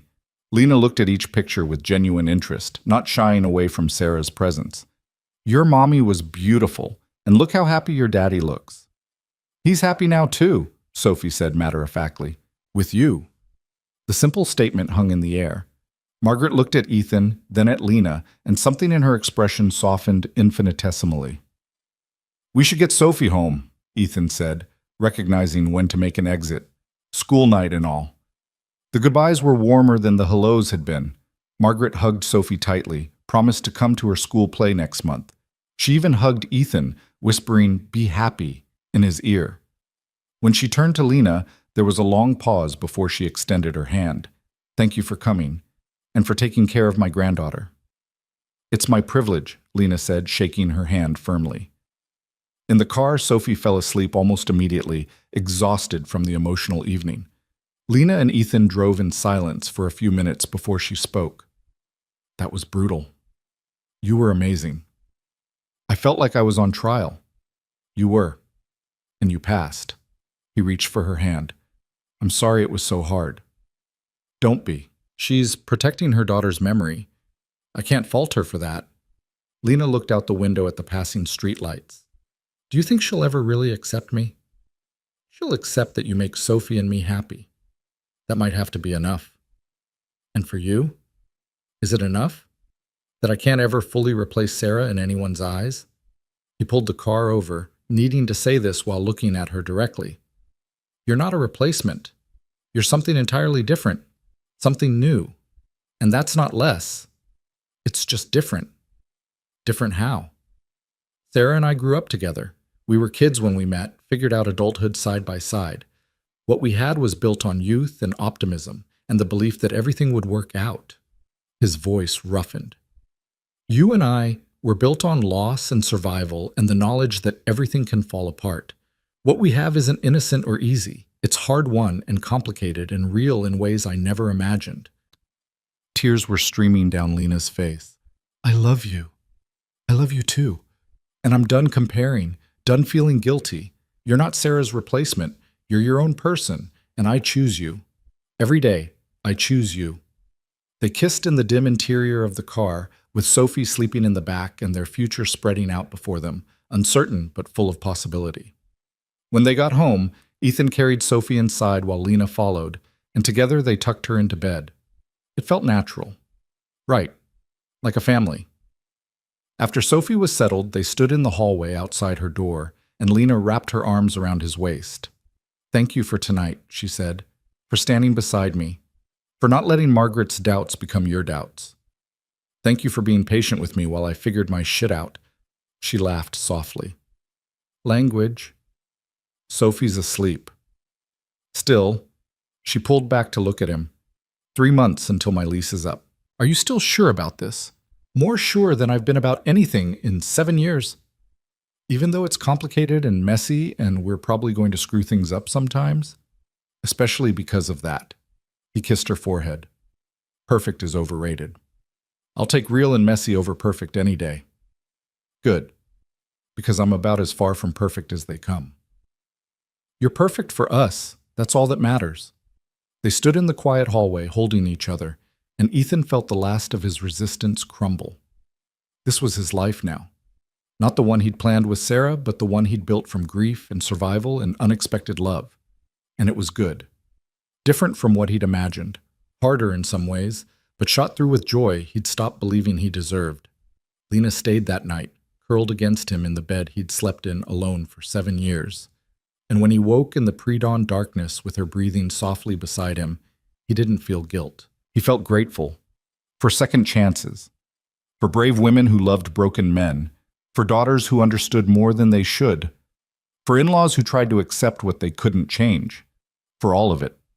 The messy, complicated, beautiful reality of moving forward while honoring the past.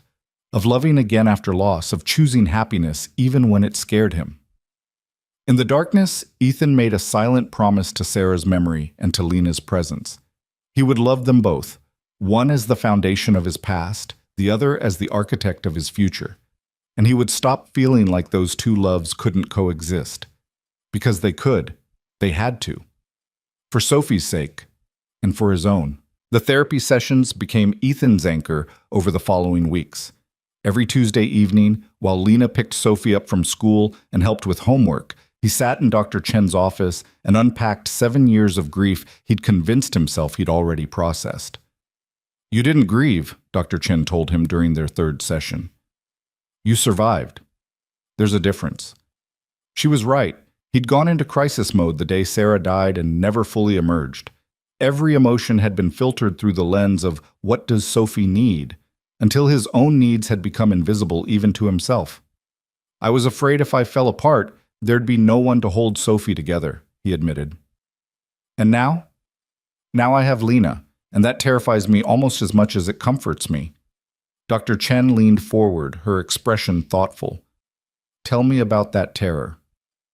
So he did.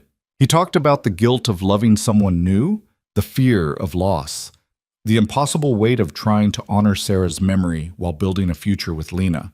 He talked about Sophie's growing attachment to Lena and his terror that he was setting his daughter up for another devastating loss. What if something happens to her? The question that haunted his sleepless nights. What if I let Sophie love her completely and then we lose her too? What if you don't? Dr. Chen countered. What if Lena is there for Sophie's graduation, her wedding, the birth of her own children someday? What if you're denying both yourself and your daughter decades of happiness because you're too afraid of a possibility that may never happen? The logic was sound, but logic didn't quiet the panic that gripped him in the middle of the night. Still, he tried. He worked through the exercises Dr. Chen gave him.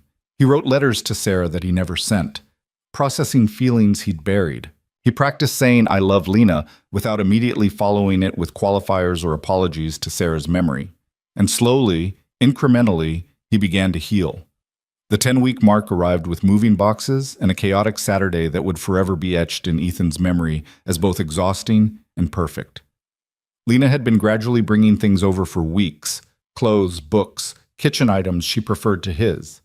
But today was the official move, when her furniture and the last of her belongings would make the journey from her apartment to the house that would now belong to all three of them.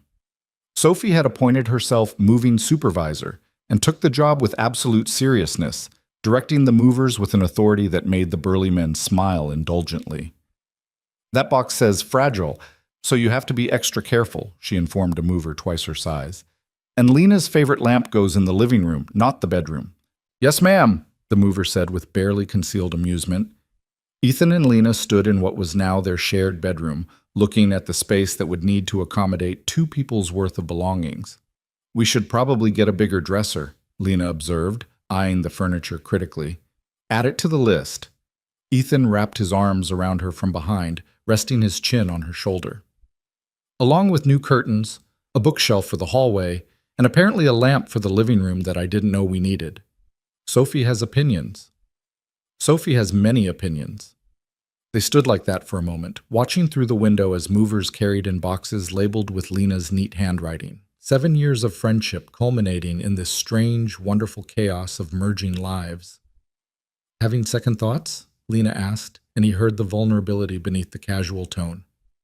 "Not even for a second." "You?" "Terrified, actually. What if I'm a terrible roommate? What if I leave dishes in the sink and you realize I'm disgusting? I've seen you eat cold pizza for breakfast. I know what I'm getting into." She elbowed him gently. "That was one time and I was hungover. It was 3 times and you were hungover, tired, and running late, respectively. You're keeping count?" "I've been keeping count of everything about you for years, just didn't want to admit it to myself." She turned in his arms to face him, her expression serious despite the lightness of their conversation. "I know this is a big step. Bigger for you than for me, probably. If you need to take things slower..." "Lena," he cut her off with a kiss. "Stop trying to give me an out. I don't want one. I want this. I want you here, in this house, in this room, In my life. Permanently. Permanently is a long time. Not long enough. They were interrupted by Sophie calling up the stairs. Daddy! Lena! The couch is here and I need you to tell them where it goes.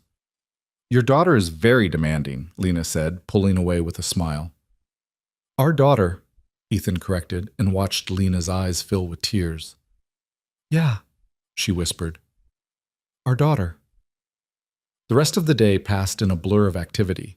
Furniture was arranged and rearranged according to Sophie's exacting specifications. Boxes were unpacked, revealing the accumulated treasures of Lena's life. Photo albums, art from college, a collection of ceramic mugs that made Ethan laugh because he'd gifted her at least 5 of them over the years, without realizing she'd kept everyone. You never throw anything away, he observed, holding up a mug shaped like a cat that he'd bought her as a joke 4 Christmases ago. Not when it's from people I love, she said simply. By evening, the movers were gone and the house looked like a tornado had hit it. Boxes everywhere, furniture at odd angles, Sophie's toys mixed with Lena's books in a chaotic blend that somehow felt right. They ordered pizza and ate sitting on the floor of the living room because the couch was currently buried under boxes. Sophie was giddy with excitement, talking a mile a minute about how they should organize everything, where Lena's photos should go, whether they could get a pet now that they were a real family. We were always a real family, Ethan told her. Yeah, but now it's official. Lena lives here. That makes it more real. Hard to argue with that logic. After Sophie was in bed, exhausted from the excitement, Ethan and Lena collapsed on the couch they'd finally excavated from the boxes. We did it, Lena said, staring at the chaos surrounding them. We actually did it. Having regrets yet? Ask me again when I can't find my toothbrush tomorrow morning. It's in the bathroom cabinet. I unpacked it while you were helping Sophie with her bath. Boom. She turned to look at him, something soft in her expression. You unpacked my toothbrush. And your face wash and that fancy lotion you use at night. The one that smells like lavender. That's, her voice caught. That's really domestic. We're really domestic now. Better get used to it. They sat in comfortable silence for a while, both too tired to tackle more unpacking, but not quite ready for the day to end. I saw you today, Lena said eventually, with Sophie, the way you two worked together to build her bookshelf, how you let her make decisions about where things should go, even when her ideas didn't make practical sense. You're such a good father, Ethan. I'm trying. You're succeeding, and I hope... She paused, gathering courage. I hope someday you'll trust me to be as much a part of her life as you are, not replacing you or Sarah, but as my own person, someone she can count on. She already counts on you, has for years. But officially, like if something happened to you, I'd want to be the one who... She stopped, the thought too painful to complete. Ethan understood what she was trying to say.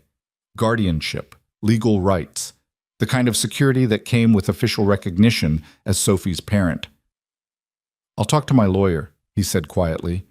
We should update my will anyway. Make sure you're designated as Sophie's guardian if anything happens to me. Lena's breath hitched. You'd do that? Of course I would.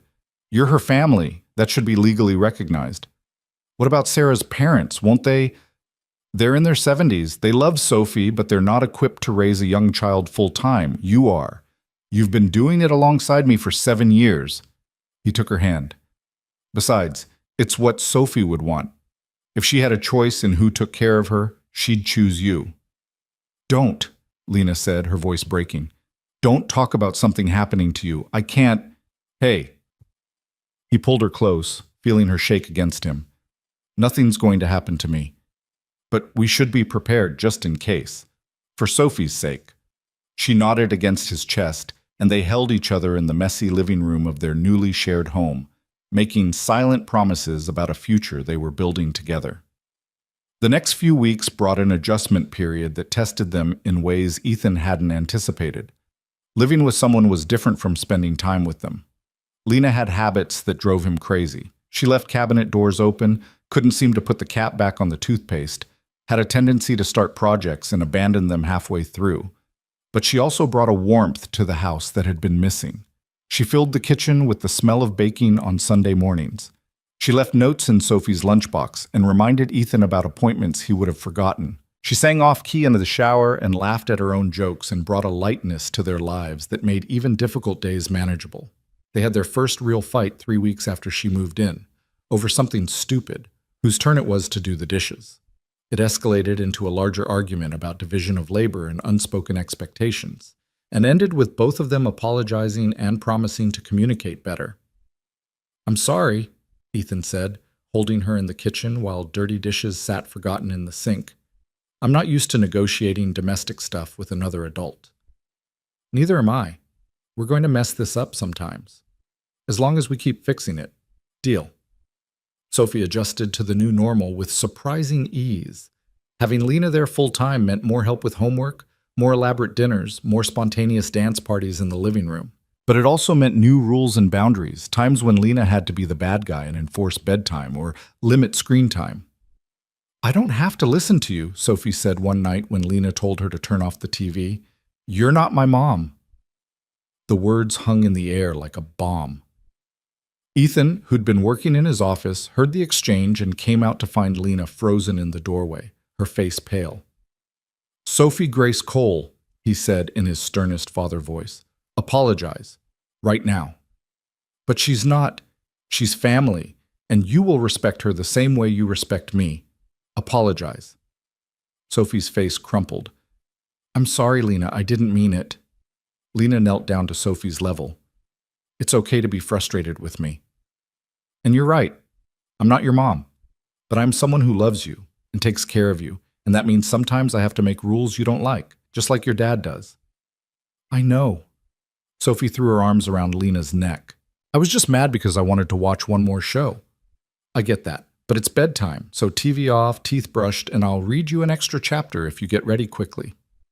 The crisis passed, but later that night, after Sophie was asleep, Lena sat on their bed looking small and uncertain. "Maybe I overstepped," she said. "Maybe I should have waited for you to handle the TV situation." "You didn't overstep. You're her parent now, too. That means you get to make the hard calls." Ethan sat beside her. Sophie was testing boundaries. It's normal. She did the same thing with me for months after Sarah died.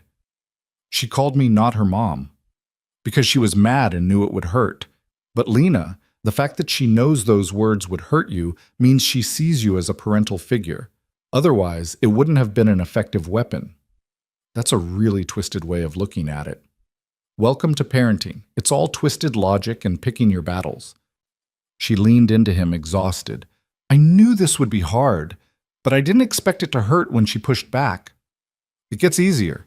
And she'll apologize again tomorrow, probably multiple times. She's a good kid who said something mean in a moment of frustration. We've all done it. Have you? Said something you didn't mean to Sophie?" "More times than I want to admit. Usually when I'm tired or stressed." He kissed her temple. "You're doing great. Better than great. Don't let one hard moment make you doubt that." The weeks turned into months, and gradually the house stopped feeling like Ethan's space that Lena was occupying and started feeling like genuinely theirs. Photos of all three of them appeared on the walls. Lena's books mingled with his on the shelves. Sophie's artwork featured all of them as a family unit, stick figures holding hands under a yellow sun, all smiling. Margaret and David came for dinner once a month, and while Margaret remained somewhat reserved with Lena, the tension had eased considerably. She brought Lena recipes she thought Sophie might like, asked her opinion on birthday gifts, included her in family photos. Progress, Ethan thought. Slow but real. His therapy sessions continued, and Dr. Chen helped him navigate the complex emotions of building a new family while honoring the old one. He learned to talk about Sarah with Sophie without falling apart, to share memories that kept her present without making her a ghost they couldn't escape. "Mommy would have liked this pasta," Sophie said one night at dinner, apropos of nothing. Ethan's chest tightened, but he pushed through. "Yeah? Why do you think so?" "Because it has those little tomatoes she liked, the sweet ones." Sophie turned to Lena. "Did you know my mommy liked sweet tomatoes?" "I didn't know that," Lena said gently. "Tell me more about her." And Sophie did, launching into a story about Sarah's garden that she couldn't possibly remember, but had clearly heard enough times to claim as her own memory. Lena listened with genuine interest, asking questions, keeping Sarah's memory alive in a way that honored her rather than competing with her. Later, after Sophie was in bed, Ethan found Lena in the kitchen cleaning up. "Thank you," he said. "For what?" "For not being threatened by Sarah's memory, for letting Sophie talk about her, for asking questions instead of changing the subject. She was Sophie's mother. She'll always be part of our family." Lena set down the dish she was washing. "I'm not trying to erase her, Ethan. I'm just trying to love what she left behind." The words she'd said to Margaret months ago, still true, still the foundation of everything they were building. 6 months after Lena moved in, Ethan's lawyer called with the updated paperwork. Lena was now officially designated as Sophie's guardian, her name added to all the important documents that governed Sophie's life. "It's official," he told her that night, handing her copies of the documents. "You're legally responsible for our daughter now." Lena stared at the papers, her eyes filling with tears. "Our daughter?" "Yeah, our daughter." She set the papers aside carefully and climbed into his lap, holding him tightly. "I never thought I'd have this. A family, a child to love, someone to build a life with." "Neither did I. Not after Sarah." He pulled back to look at her. "But here we are." "Here we are," she echoed. They made love that night with a tenderness that felt like sealing a promise, like crossing a threshold into something permanent and unbreakable. Afterward, lying tangled together in the darkness, Lena's voice was soft. "I want to marry you." Ethan's heart stuttered. "What?" "Someday. Not right now. We don't have to rush. But eventually, when it feels right, I want to marry you. I want Sophie to be our daughter legally, not just emotionally. I want to wake up every morning for the rest of my life knowing we chose each other." He was quiet for so long she started to pull away, but he held her close. "I want that too," he said finally. "I've wanted it for months, but didn't know how to ask. Didn't know if you'd want to marry a widower with all his baggage." "Your baggage is my baggage now. We're a package deal." She kissed him softly. "Besides, I've got plenty of my own issues. We can be a disaster together. The best kind of disaster." "So is that a yes?" "Eventually." "That's a yes. Eventually. When the time is right." She smiled against his lips. "Good. Because I already started looking at rings." He laughed, the sound full of joy. "You're impossible. You love me anyway." "I really do." The right time came 6 months later, on an ordinary Tuesday that felt extraordinary because all the best moments of life were often the ones you didn't plan. Ethan had picked up Sophie from school, and they'd gone to the park like they did most Tuesdays when the weather was nice. Lena met them there after work, still in her professional clothes, but immediately kicking off her heels to chase Sophie around the playground. He watched them together, the woman he loved and the daughter they shared, and felt something click into place. This was his life, not the one he'd planned, but the one he'd been given. And it was beautiful. "Daddy, push me!" Sophie called from the swings. He obliged, and Lena stood beside him, both of them pushing Sophie higher and higher until her laughter filled the air. "Higher! I want to touch the sky!" "You're already touching it, baby girl," Ethan said, but he pushed harder anyway. When Sophie finally tired of the swings, she ran off to play with some other kids on the climbing structure. Ethan and Lena sat on a nearby bench, watching her with the vigilant awareness of parents everywhere. "I have something for you," Ethan said, pulling a small box from his pocket. Lena's eyes went wide. "Ethan, it's not what you think." "Well, it is, but not exactly." He opened the box to reveal not a traditional engagement ring, but a simple silver band with 3 small stones, a diamond flanked by 2 sapphires. "The diamond is for Sophie. The sapphires are for us. I wanted something that represented all 3 of us, not just you and me." Lena's hands were shaking as she took the box. "Ethan Cole, are you proposing to me in a playground?"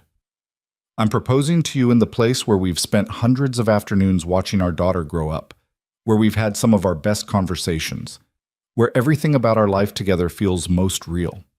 He took the ring from the box. "Lena Brooks, will you marry me? Will you officially become Sophie's mom and my wife and let me spend the rest of my life loving you?" "Yes, The word came out as a sob. Yes, of course, yes.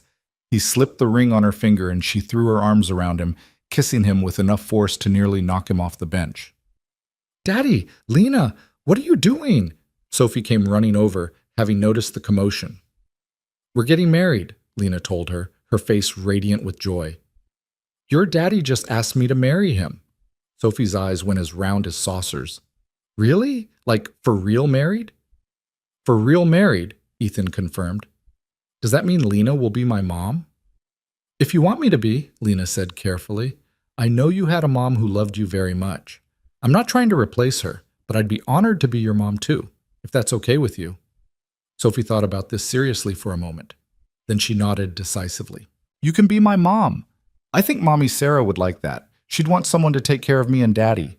The casual wisdom of children, cutting through all the complexity adults created. Then it's settled, Sophie declared. We're getting married. Can I be the flower girl? You can be whatever you want to be, Lena promised. They stayed at the park until the sun started to set, talking about wedding plans and making promises and watching Sophie play with the absolute certainty that she was loved by two parents who chose each other and chose her. That night, after Sophie was asleep, Ethan and Lena sat in their living room, the same room where Lena had confessed her love months ago, and marveled at how far they'd come. I keep thinking about that night, Lena said, playing with her new ring. When I asked you why you didn't have a girlfriend, I was so scared, Ethan, terrified that you'd shut me down or laugh it off or not understand what I was really asking. Well, what were you really asking? Why you didn't see me? Why I wasn't enough? She looked at him. I'd been in love with you for so long, watching you try to date other women, wondering what they had that I didn't. Nothing. They had nothing you didn't have. He pulled her close. I just wasn't ready to see what was right in front of me. Wasn't ready to risk losing my best friend by admitting I wanted more. We wasted so much time. Or we took exactly the time we needed. Maybe we had to get to a place where we were both ready, really ready, before this could work. Very philosophical, Mr. Cole. I've been reading a lot lately. Turns out losing your mind over a woman makes you contemplative. She laughed, and the sound filled him with warmth. When should we do this? The wedding? Whenever you want. Tomorrow, next year. I don't care as long as the end result is the same. Summer, Lena decided. Something small, just family and close friends. Sophie can help plan it. She'll probably want to invite her entire second grade class. Then we'll invite her entire second grade class. They sat in comfortable silence, planning a future that had seemed impossible just months ago. A future built on honesty and courage and the willingness to risk everything for the chance at happiness. Ethan? Lena's voice was soft in the darkness. Yeah? Thank you for being brave enough to kiss me that morning, for not letting fear win. Thank you for loving me when I didn't deserve it, for staying when I was too stupid to ask you to. We're quite a pair, aren't we? The best pair. The wedding happened 4 months later on a perfect summer day with clear skies and gentle breezes.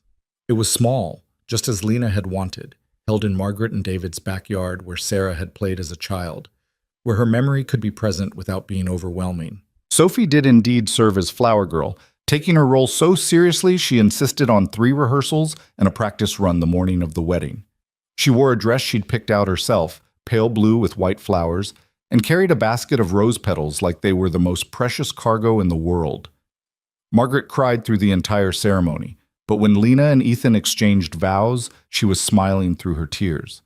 David gave Lena a hug afterward that said more than words could: acceptance, blessing, welcome to the family. The vows themselves were simple. Ethan promised to love Lena for the rest of his life, to honor her courage, to build a future worthy of the foundation they'd already laid. Lena promised to love him and Sophie, to keep Sarah's memory alive, to be a partner and mother and friend. And Sophie, standing between them as they exchanged rings, added her own impromptu vow. I promise to not complain too much about bedtime and to let you guys be romantic sometimes, even though it's gross. The small gathering laughed, and Ethan and Lena both pulled Sophie into their embrace, the 3 of them bound together by love and choice and the beautiful complexity of family. At the reception, as they cut the cake and took their first dance and watched Sophie twirl in her dress, Ethan found a quiet moment with Margaret. Sarah would have loved her, Margaret said, watching Lena dance with Sophie. I can admit that now. She would have wanted this for you and Sophie. I think so too. I'm sorry I made it hard at first. I was protecting my daughter's memory, but I was also hurting you. That wasn't fair. You were grieving. You still are. There's no timeline for that. Margaret squeezed his hand. Take care of them. Your two girls. They're precious. Every single day, he promised. As the evening wound down and guests started to leave, Ethan found himself standing with Lena under the same oak tree where he and Sarah had taken engagement photos 8 years ago. The symmetry wasn't lost on him, past and present intersecting in this space where love had been celebrated twice. What are you thinking? Lena asked, following his gaze to the tree. That life is strange and beautiful and tragic and hopeful all at once. That I've been impossibly lucky twice. That I never thought I'd stand here again as a groom, but I'm so grateful I did. No regrets? Not a single one. He kissed her softly. You? Just that we didn't do this sooner. We did it when we were ready. That's all that matters. Sophie ran up to them, grass-stained and breathless from playing with the other children. Can we go home now? I'm tired. Yeah, baby girl. Let's go home. Home. The word had new meaning now. Not just a place, but a people. The three of them, bound together by choice and love, and the courage to keep living even after loss. They drove back to their house, their real home, with Sophie falling asleep in the back seat and Lena's hand in his. The wedding had been beautiful, but this moment felt more significant somehow. Coming home together as a married couple, as a complete family, as people who'd chosen each other over and over until the choice became permanent. Inside, they carried Sophie up to bed together, Lena straightening her covers while Ethan kissed her forehead. Then they stood in the doorway, watching her sleep, this child who belonged to both of them now in every way that mattered. We did it, Lena whispered. We actually did it. Built a family out of grief and friendship and stubborn hope. The best kind of family. They went to their bedroom, their shared space that no longer felt like his or hers, but theirs. Lena stood at the window looking out at the backyard where Sophie's swing set stood silhouetted against the night sky. What are you thinking about? Ethan asked, coming to stand behind her. About how I almost took that job in Portland. How close I came to running away because I was too scared to stay and fight for what I wanted. But you didn't run. No, I stayed. Best decision I ever made. He wrapped his arms around her and they stood together in the darkness, two people who'd found each other in the wreckage of loss and built something beautiful from the pieces. I love you, Mrs. Cole. She turned in his arms, her face radiant. I love you too. And our daughter. And this messy, complicated, perfect life we've built. It is perfect, isn't it? Not in the traditional sense, but in the real sense, in the way that matters. They made love that night as husband and wife, as partners, as two people who'd survived loss and found hope again. And afterward, lying tangled together in the bed they shared, Ethan felt a peace he hadn't known in 7 years. This was what healing looked like. Not forgetting the past, but allowing it to coexist with the present. Not replacing what was lost, but making room for what was found.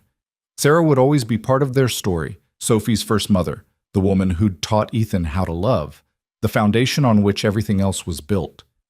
But Lena was here now, alive and present and choosing them every single day. And that was enough. More than enough. In the darkness, Ethan made a silent promise to both women, to Sarah's memory and to Lena's presence. He would love them both, honor them both, let them coexist in his heart without competition or comparison. Because love wasn't finite. It multiplied, expanded, made room for new chapters while honoring the old ones. And he was finally brave enough to accept that truth. The next morning, Ethan woke to find Lena already up, her side of the bed cool, but the sound of voices drifting up from downstairs. He followed the noise to find his wife and daughter in the kitchen, making pancakes together. Morning, sleepyhead, Lena said, flour on her cheek and happiness in her eyes. We're making breakfast, Sophie announced. The fancy kind with chocolate chips. I can see that. He kissed Lena, then Sophie, then settled at the table to watch them work together with the easy synchronicity they'd developed over years of practice.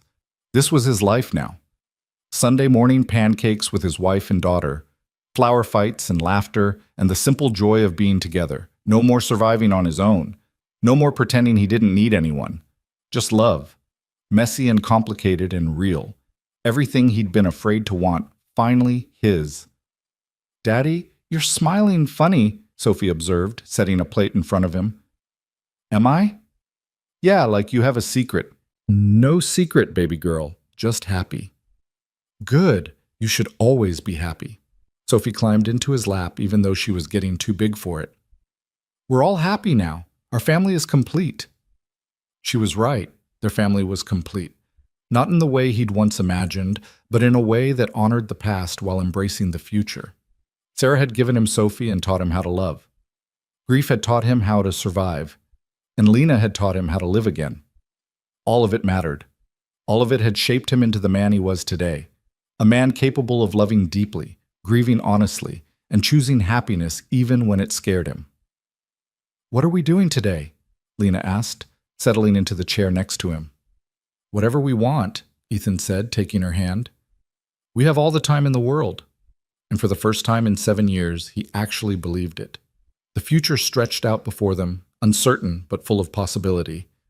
There would be challenges. There always were. But they'd face them together, the three of them. A family built on choice and courage and love that had survived the worst and emerged stronger. This was their story. Not the one Ethan had planned, but the one he'd been given. And it was beautiful precisely because it was real, messy and complicated and shot through with joy, earned through pain.